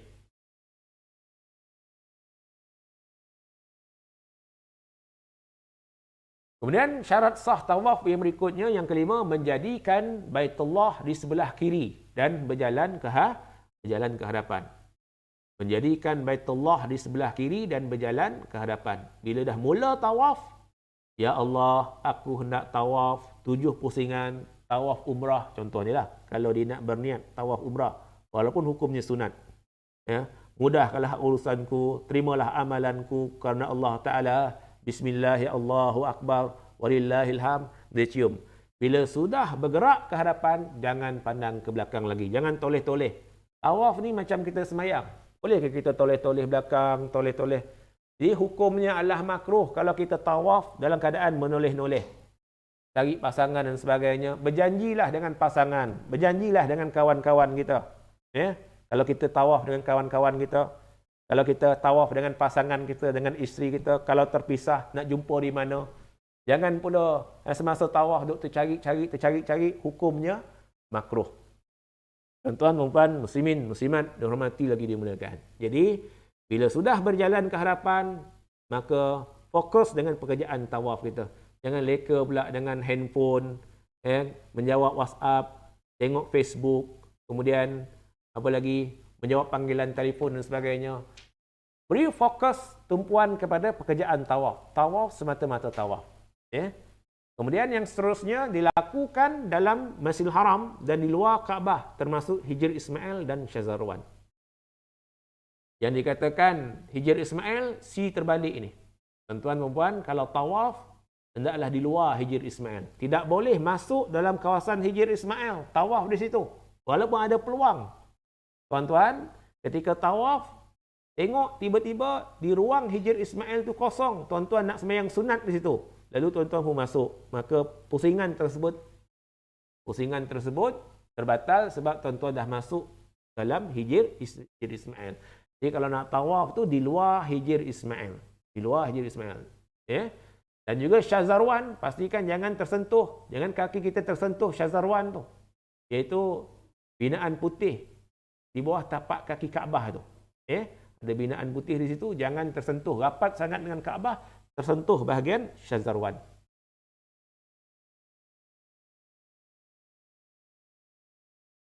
Dan yang ketujuh, mengekalkan niat tawaf. Mengekalkan niat tawaf. Kalau dia tawaf kerana apa? Kerana mencari rakan-rakan. Mencari rakan-rakan. Sepanjang dia tawaf itu, katakanlah pusingan yang keempat, dia terpisah dengan kawan dia. Sepanjang dia tawaf pusingan yang keempat tu, contohnya, pusingan yang keempat tu, dia mencari kawan dia. Maka pusingan yang keempat itu, tawafnya tidak sah. Sebab dia pusing bukan kerana tawaf, dia pusing kerana mencari rakan. Tapi kalau dia tawaf sambil mencari rakan, dia tahu dia sekarang sedang tawaf. Dalam masa tawaf, dia mencari kawan. Maka tawafnya itu sah. Yang tak boleh, fokus dia, pusing itu hanya untuk mencari kawan yang terpisah. Mencari isterinya yang terpisah. Itu menyebabkan pusingan itu tidak sah. Sama lah seperti orang yang terpegang kelambu Kaabah contohnya. Pusingan itu saja yang tidak sah. Pusingan yang lain adalah sah. Jadi ganti balik pusingan yang tidak sah itu. Kemudian cukup 7 pusingan dengan yakin. Cukup 7 pusingan dengan yakin. Dan keyakinan itu hendaklah datang daripada diri sendiri. Bukan datang daripada pasangan kita. Walaupun suami kata, kita dah cukup 7 pusingan. Isteri kata, belum bang, saya yakin baru 6. Isteri hendaklah pegang dengan keyakinan dia. Dia kena tambah lagi 1 pusingan. Suami, dia yakin 7 pusingan. Maka suami selesai dah tawaf dia. Sebab dia yakin dah selesai 7 pusingan. Jadi tuan-tuan, keyakinan tu hendaklah datang daripada diri sendiri. Baik, cukup 7 pusingan dengan yakin. Tuan-tuan, puan-puan, kalau terpisah ketika tawaf dengan rombongan tuan-tuan. Misalnya kan, tuan-tuan baru pertama kali sampai di Mekah. Tak tahu nak balik ke hotel. Jangan risau. Kalau tuan-tuan ni KT1, KT2, KT3, KT pertengahan, janganlah risau. Kerana apa? Kerana jemaah Malaysia dah ramai di situ. Tuan-tuan tak tahu nak balik ke hotel. Terpisah dengan rombongan tuan-tuan dalam Masjidil Haram. Tuan-tuan fokus dengan pekerjaan tawaf tuan-tuan. Fokus, selesai tawaf, pergi sa'i. Nak balik ke hotel nanti, carilah jemaah Malaysia. Suruh mereka tunjukkan di mana hotel tuan-tuan. Ataupun mereka pun tak tahu hotel tuan-tuan, ikut mereka balik ke hotel mereka. Di sana nanti, di hotel mereka ada pejabat tabung haji. Mengadulah kepada pegawai tabung haji di maktab tersebut. Dan insya-Allah pegawai tabung haji akan uruskan tuan-tuan dihantar balik ke hotel tuan-tuan dengan selamat. Jangan risau. Jangan disebabkan terpisah dengan kawan-kawan, tuan-tuan hilang fokus ketika mengerjakan tawaf. Adapun KT1, belum ada lagi jemaah Malaysia di situ. Belum ada lagi jemaah haji Malaysia di situ. Tak apa, teruskan tawaf. Selepas tawaf, kemudian pergi sa'i. Selepas sa'i, nak balik ke hotel tak tahu, insya-Allah. Di bahagian Bukit Marwah itu, tempat berakhirnya sa'i itu, akan adalah pegawai peronda tabung haji yang menunggu tuan-tuan. Kebiasaannya mereka memakai baju t-shirt berwarna merah, cap pun berwarna merah. Ada logo Malaysia di cap masing-masing. Tuan-tuan boleh nampak mereka akan berada berkeliaran di Bukit Marwah itu. Itu adalah pegawai tabung haji, pasukan peronda. Tuan-tuan mengadulah kepada mereka. Saya ni tak tahu nak balik ke hotel penginapan. Saya ni KT1. So mereka ini akan uruskan tuan-tuan balik ke hotel dengan selamat, insya-Allah. Yang mana pegawai peronda ini mereka bekerja bertugas 24 jam ikut giliran masing-masing. Baik. Amalan sunat ketika tawaf, berjalan kaki. Sunat berjalan kaki. Bagi mereka yang sakit boleh menggunakan kursi roda ataupun menggunakan skuter. Tapi bagi mereka yang kurang, bagi mereka yang sihat walafiat nak menggunakan skuter untuk tawaf, dia boleh, tak ada masalah, tapi dia tidak mendapat pahala sunat berjalan kaki. Sunat bagi mereka yang sihat berjalan kaki ketika tawaf. Tapi kalau dia nak menggunakan skuter juga, maka dia tidak mendapat pahala sunat berjalan kaki. Adapun bagi mereka yang sakit, memang dibenarkan untuk apa? Disorong naik kursi roda ataupun menaiki skuter. Kemudian seterusnya beritibak bagi tawaf yang diiringikan sa'i. 7 pusingan itu menampakkan bahu sebelah kanan. Hukumnya adalah sunat bagi orang lelaki ketika tawaf dan juga sa'i. Kemudian mengucup Hajarul Aswad pada permulaan tawaf.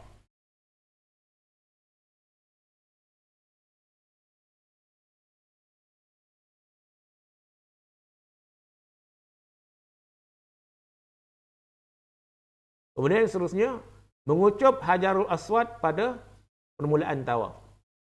Mengucup, mencium Hajarul Aswad pada permulaan tawaf. Jadi tuan-tuan puan, sepanjang di tanah suci Mekah ketika tawaf tu memang tak boleh nak cium Hajarul Aswad. Sebab orang terlampau ramai, berebut-rebut, bertolak-tolak.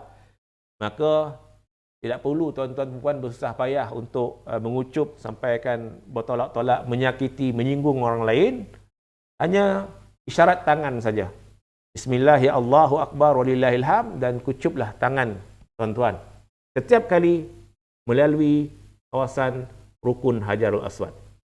Soalannya, selalunya jemaah haji dari Malaysia yang buat haji tamattu' berapa lama? Tak kisahlah haji tamattu' ke, haji ifrad ke, haji qiran ke, berada di Arafah sampai bila? Sampai tabung haji suruh tuan-tuan berkumpul ikut giliran masing-masing untuk bertolak ke Muzdalifah.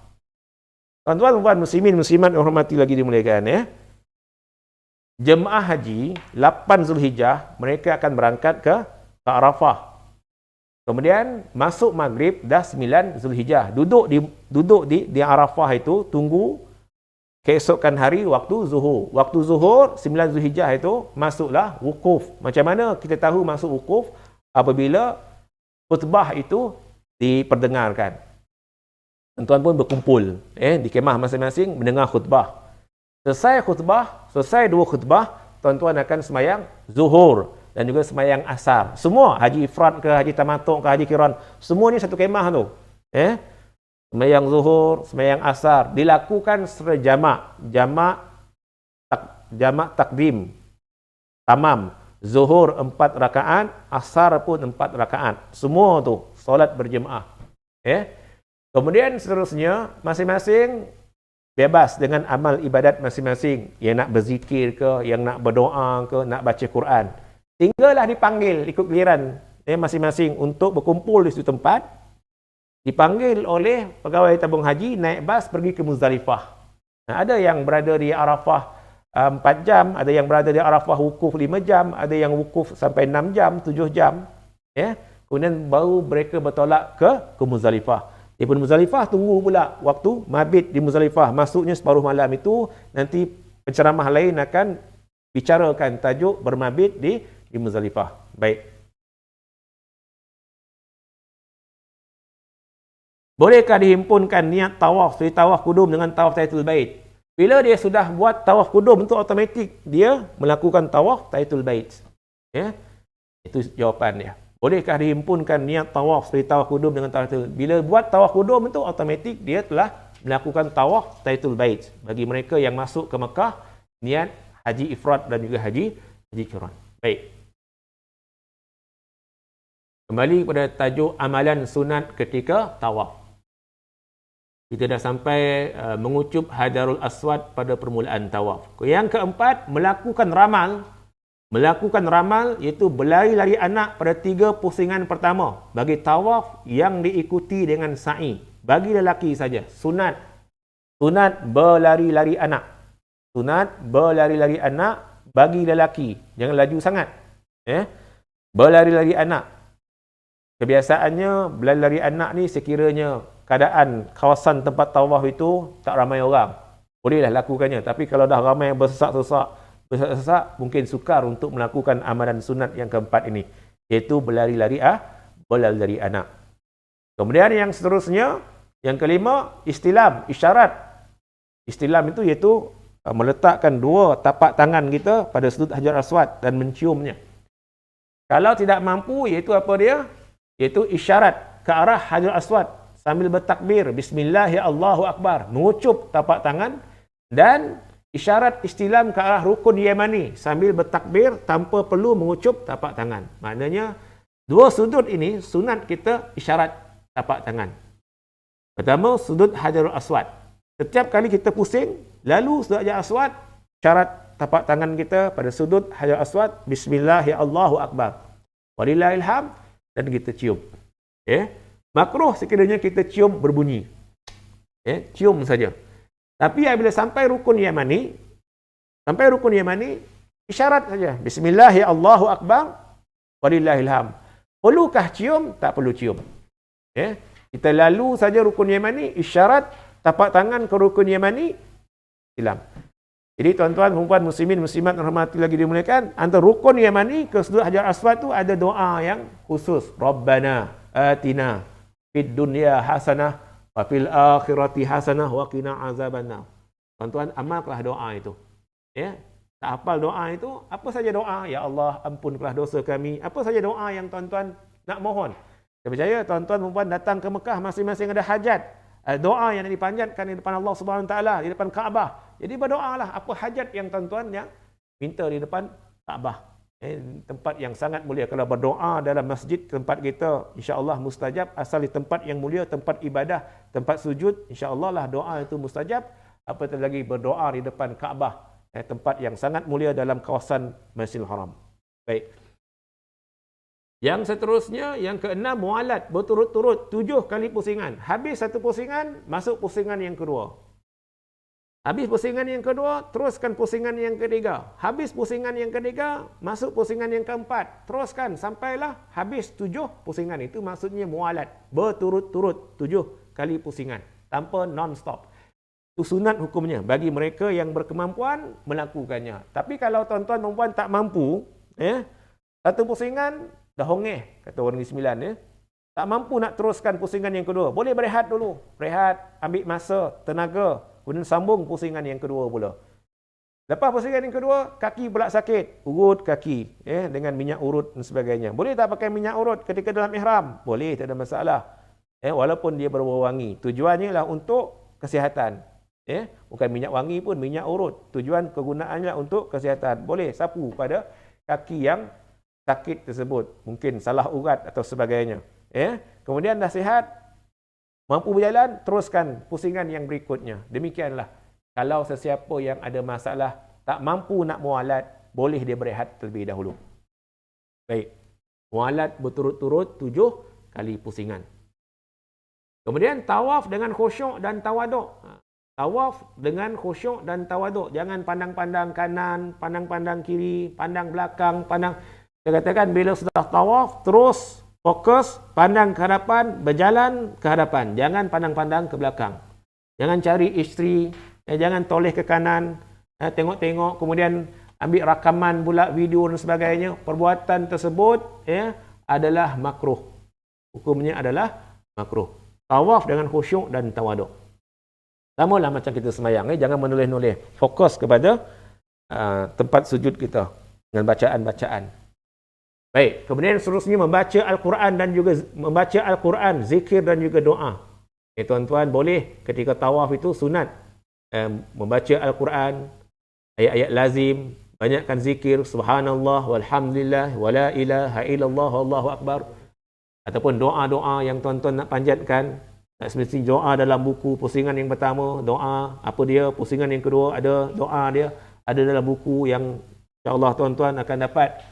Tabung Haji akan edarkan, ataupun tuan-tuan beli buku doa di mana-mana kedai yang menjual buku-buku doa ketika di Tanah Suci. Ataupun tuan-tuan reka sendiri doa yang tuan-tuan nak panjatkan, tak ada masalah. Kemudian mendirikan sembahyang sunat tawaf di belakang makam Ibrahim. Mendirikan sembahyang sunat tawaf di belakang makam Ibrahim. Jadi sembahyang sunat tawaf ini sunat bila telah selesai melakukan tawaf.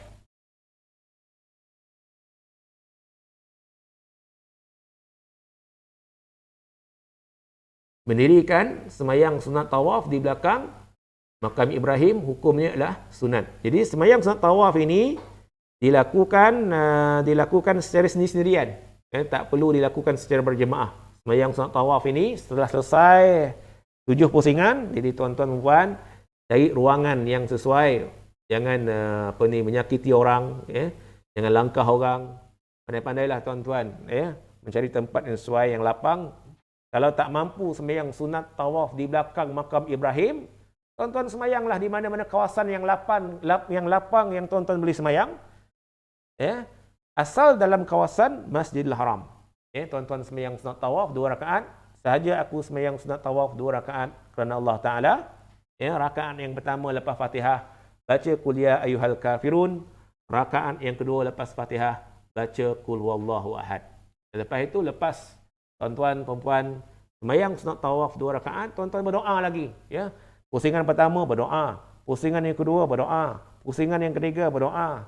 7 pusingan penuh dengan doa-doa. Kemudian lepas sembahyang sunat tawaf berdoa. Mudah-mudahan insya-Allah adalah tempat-tempat waktu tertentu itu doa kita dimakbulkan oleh Allah Subhanahu wa taala.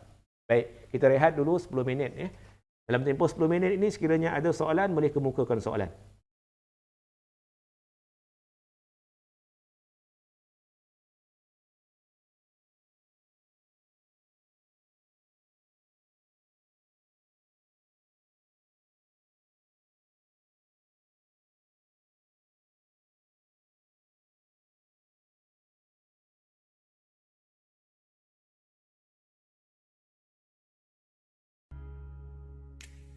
أضفيت على الحسن العبقى فالورد تضوى واعتنقا حسن يا رب لنا الخلقا طهره فلا يحوي نزقا أضفيت على الحسن العبقى فالورد تضوى واعتنقا حسن يا رب لنا الخلقا طهره فلا يحوي نزقا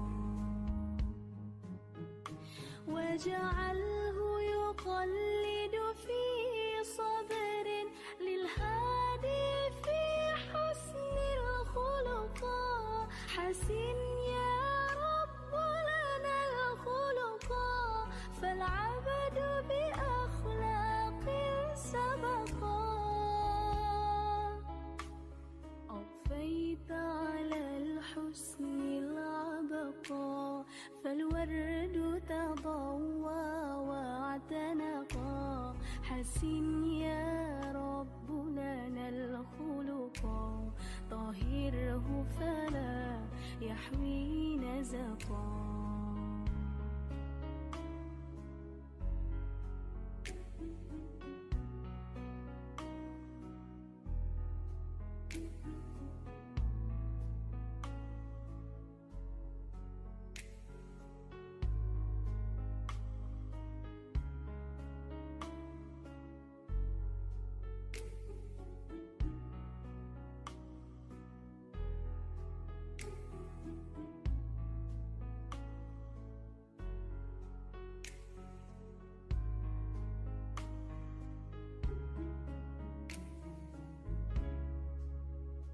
في جنة خلد مقعد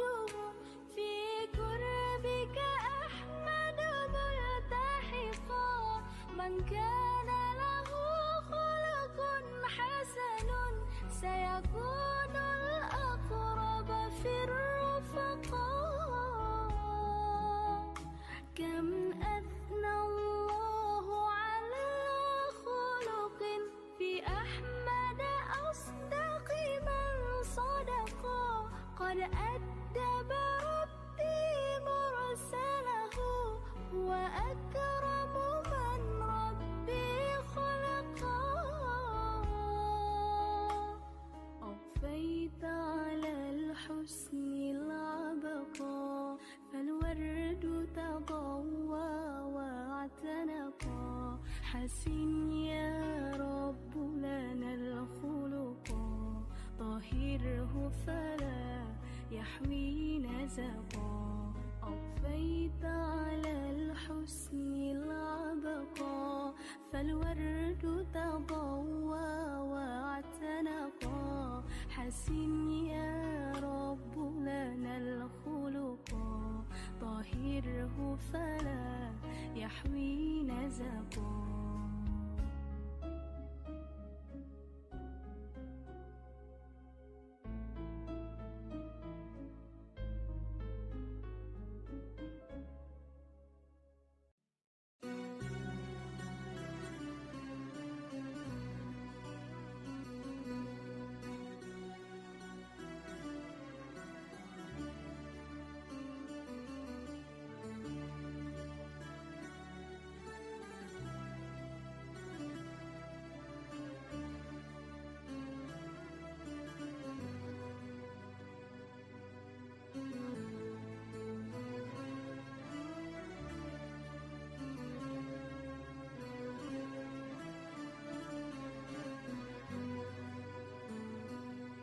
صعدونا في الدنيا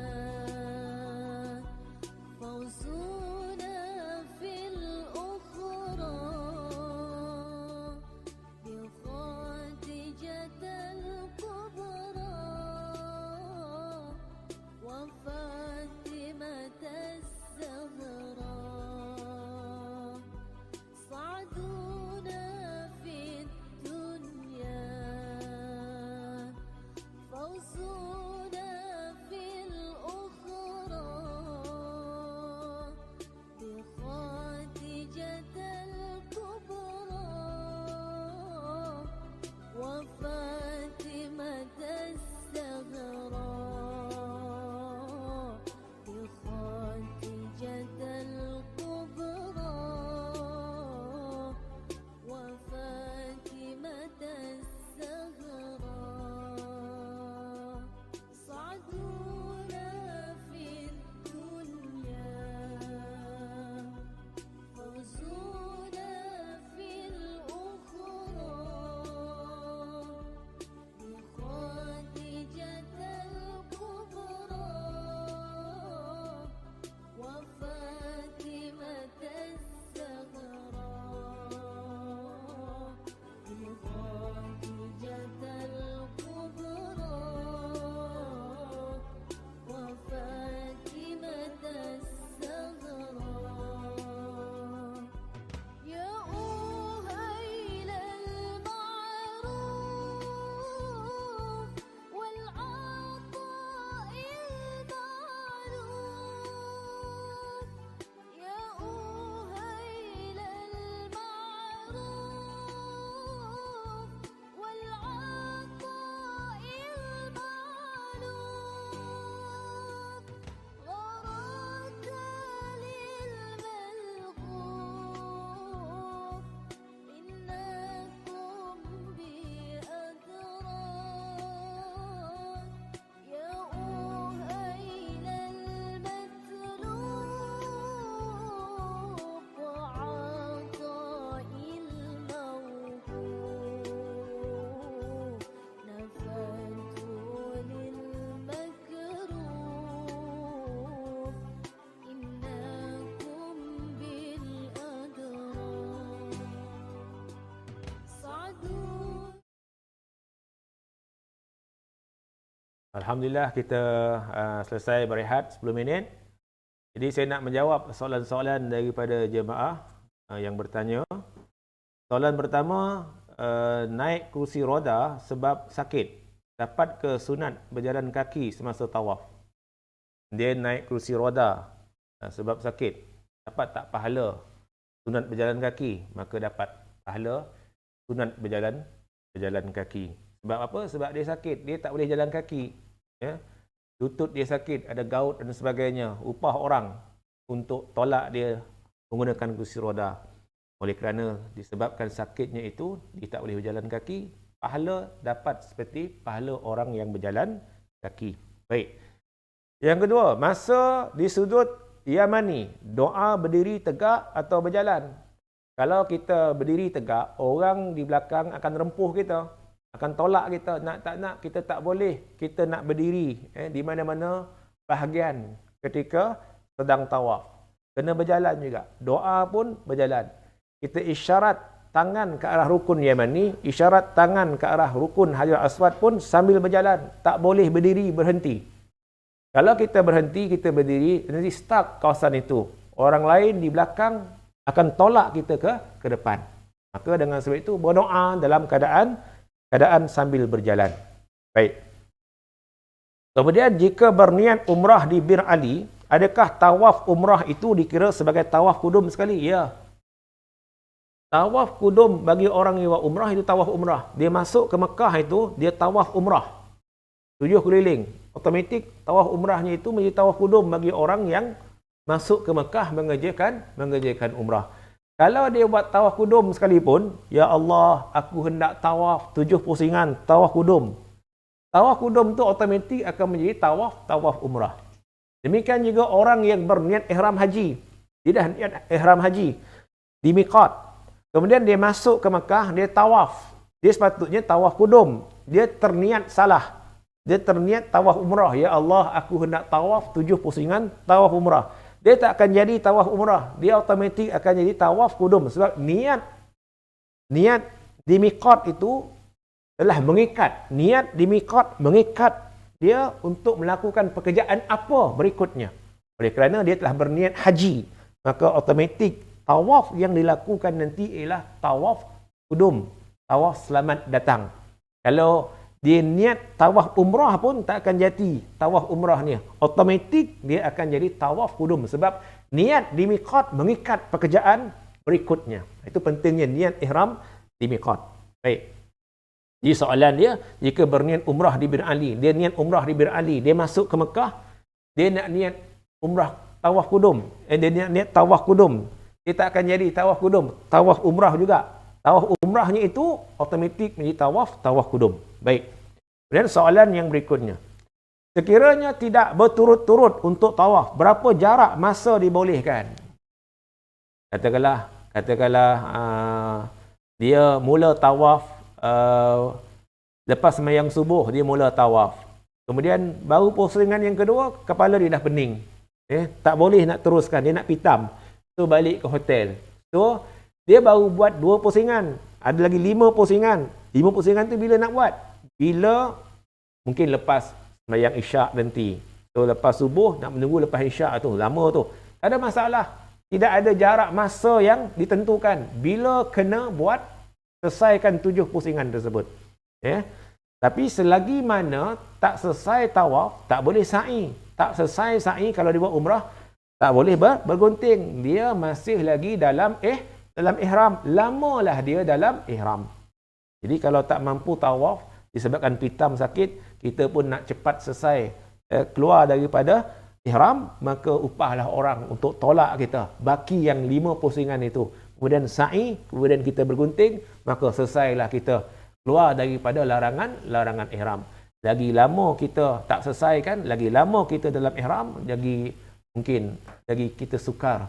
Kita tak boleh pakai pakaian yang berjahit, tak boleh pakai minyak wangi, tak boleh menyikat rambut sampaikan gugur rambut di atas kepala. Jadi banyak larangan ihram yang kita kena jaga.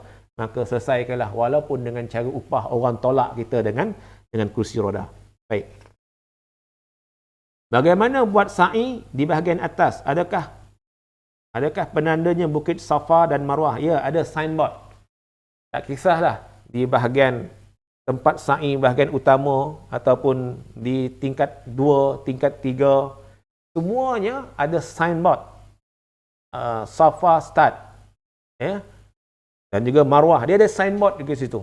Ya, jadi tuan-tuan puan, bila dah sampai signboard di situ, kita tahulah kita sudah berada di Bukit Safa. Bagi orang lelaki sunat kalau dia sa'i itu naik sikit sampai ke atas bukit itu. Ya. Jadi tuan-tuan puan muslimin muslimat dihormati lagi dimuliakan. Ni sa'i nanti insya-Allah akan dibicarakan oleh ustaz selepas saya ceramah ini, di sesi yang kedua. Dia akan fokus kepada tajuk berkaitan tentang sa'i. Boleh tak buat tawaf dilebihkan dari 7 pusingan? Doktor suruh tuan-tuan makan ubat 2 biji. Jadi tuan-tuan makan ubat sampai 5 biji. Bagaimana keadaan tuan-tuan nanti? Doktor suruh makan ubat 2 biji ikut peraturan. Jadi tuan-tuan makan ubat lebih. Nak cepat sihat, kononnya nak cepat sihat. Ya? Bukan cepat sihat, bahkan merosakkan tubuh badan tuan-tuan. Jadi kalau Allah dah aturkan tawaf 7 pusingan, 7 pusingan saja. Jangan pandai-pandai nak rosakkan, nak ubah ibadat yang Allah telah aturkan. Melainkan kalau tuan-tuan ragu-ragu, 7 ke 6, 7 ke 6. Tuan-tuan puan muslimin muslimat dirahmati lagi dimuliakan. Tuan-tuan ragu-ragu, ketika tawaf itu tuan-tuan ragu-ragu. Aku ni 7 ke 6, 7 ke 6, ambil 6, tambah lagi 1. Ambil 6, tambah lagi 1. Tapi kalau tuan-tuan dah selesai tawaf, dah selesai 7 pusingan, dah lengkap dah 7 pusingan tu. Tiba-tiba datang ragu-ragu selepas itu, was-was. Aku tadi 7 pusingan ke 6 pusingan. Jadi, tak usah hiraukan. Itu adalah mainan syaitan. Itu was-was. Was-was. Jadi tuan-tuan, syaitan ni kadang-kadang nak merosakkan ibadat tuan-tuan, dia akan was-waskan tuan-tuan. Tuan-tuan dah selesai tadi. Dah selesai 7 pusingan. Kemudian nak pergi sa'i pula. On the way nak pergi sa'i tu, datanglah syaitan. Was-waskan. Engkau tadi bukan 7 pusingan. Engkau tadi 6 pusingan saja. Tuan-tuan bacalah ayat kursi ke, baca kul a'udzu birabbin nas ke, supaya gangguan-gangguan syaitan ni dapat dihindarkan. Ya. Jadi kalau was-was yang datang selepas ibadat itu selesai disempurnakan, tidak diambil kira. Was-was diambil kira sekiranya ibadat itu sedang dilaksanakan. Tuan-tuan semayang, tengah semayang, tiba-tiba tuan-tuan was-was. Rakaat yang keberapa? Rakaat yang ketiga ke rakaat yang keempat? 3 ke 4. Ketika itu barulah diambil kira. Ambil rakaat yang ketiga. Samalah macam tawaf. 6 ke 7, 6 ke 7, 6 ke 7. Ketika tawaf, ambillah yang ke-6. Tapi kalau selepas itu, lepas selesai, datang was-was, itu adalah mainan syaitan. Jadi tuan-tuan, bacalah ayat kursi ke, hindarkan diri daripada gangguan syaitan. Memang syaitan ni memang kerja dia nak menyesatkan manusia. Baik. Soalan berikutnya. Soalan lain lagi. Tentang pakaian memakai mask dalam norma baru. Telah diputuskan dalam muzakarah haji. Kalau ikut hukum asal, wanita tidak boleh memakai mask. Hukum asal. Hukum asal, pakai mask hanya kepada orang lelaki saja. Orang lelaki boleh pakai mask. Tidak terdapat dalam larangan ihram, orang lelaki tak boleh pakai mask. Dalam ihram, orang lelaki boleh pakai topeng.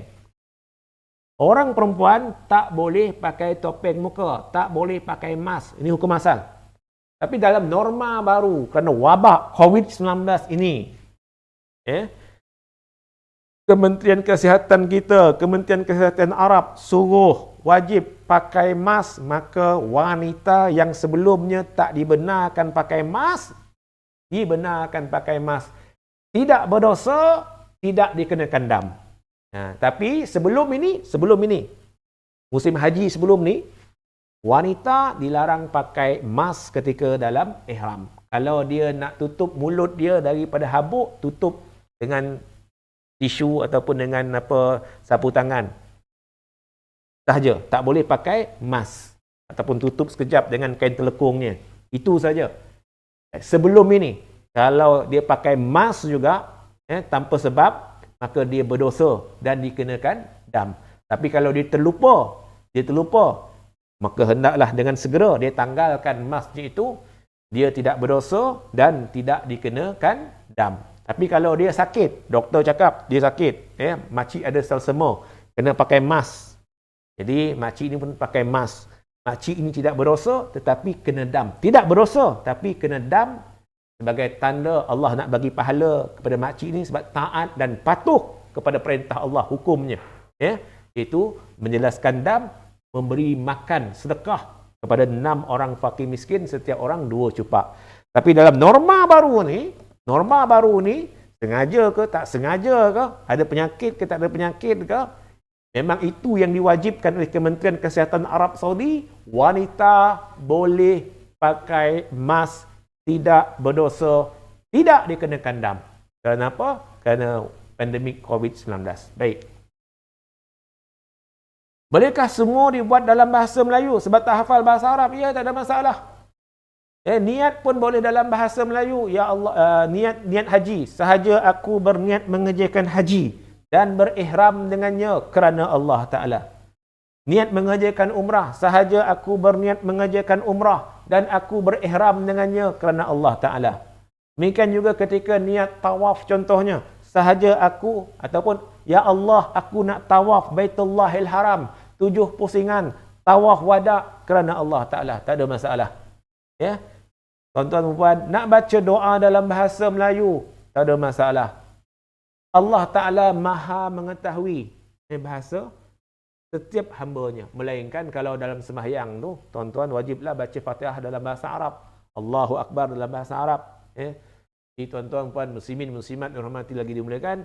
Jadi ketika mengerjakan haji ni, dia banyak pekerjaan perbuatan. Tawaf perbuatan. Sa'i perbuatan. Wukuf menghadirkan diri perbuatan. Di mana? Di Arafah. Muzdalifah, bermabit di Muzdalifah, menghadirkan diri. Perbuatan itu pergi ke Muzdalifah, berjalan kaki ke, naik bas ke Muzdalifah. Di Mina, kita bermabit. Itu perbuatan. Kita bermabit di Mina. Berada di bumi Mina. Kemudian melontar jamrah kubra. Kita berjalan kaki daripada kemah kita di Mina pergi ke tempat melontar. Ini semua perbuatan. Jadi saya nasihatkan tuan-tuan dan puan yang dapat tawaran mengerjakan haji, banyak melakukan latihan fizikal, exercise dan sebagainya, kerana di sana nanti tuan-tuan perlukan tenaga, badan yang sihat, kaki yang kuat untuk mengerjakan semua pekerjaan haji. Tambah lagi tawaf 7 pusingan, sa'i ulang-alik Safa dan Marwah, yang mana kerja-kerja itu adalah sangat memenatkan. Jadi tuan-tuan, saya nasihatkan, tuan-tuan boleh mula daripada sekarang, dah dapat tawaran haji ni, bolehlah buat exercise. Exercise kaki, berjalan, sekurang-kurangnya berjalan setiap petang, setiap pagi, sekeliling rumah, di padang dan sebagainya. Sebagai latihan persiapan untuk berangkat ke Tanah Suci Mekah nanti. Baik, saya rasa ada soalan lain lagi? Last, kalau ada soalan? Kalau tak ada soalan, kita berhenti setakat ini saja dahulu. Saya mohon ampun dan maaf sekiranya sepanjang saya menyampaikan khusus asas haji, dalam slot tajuk saya pada pagi ini ada kekurangan di pihak saya.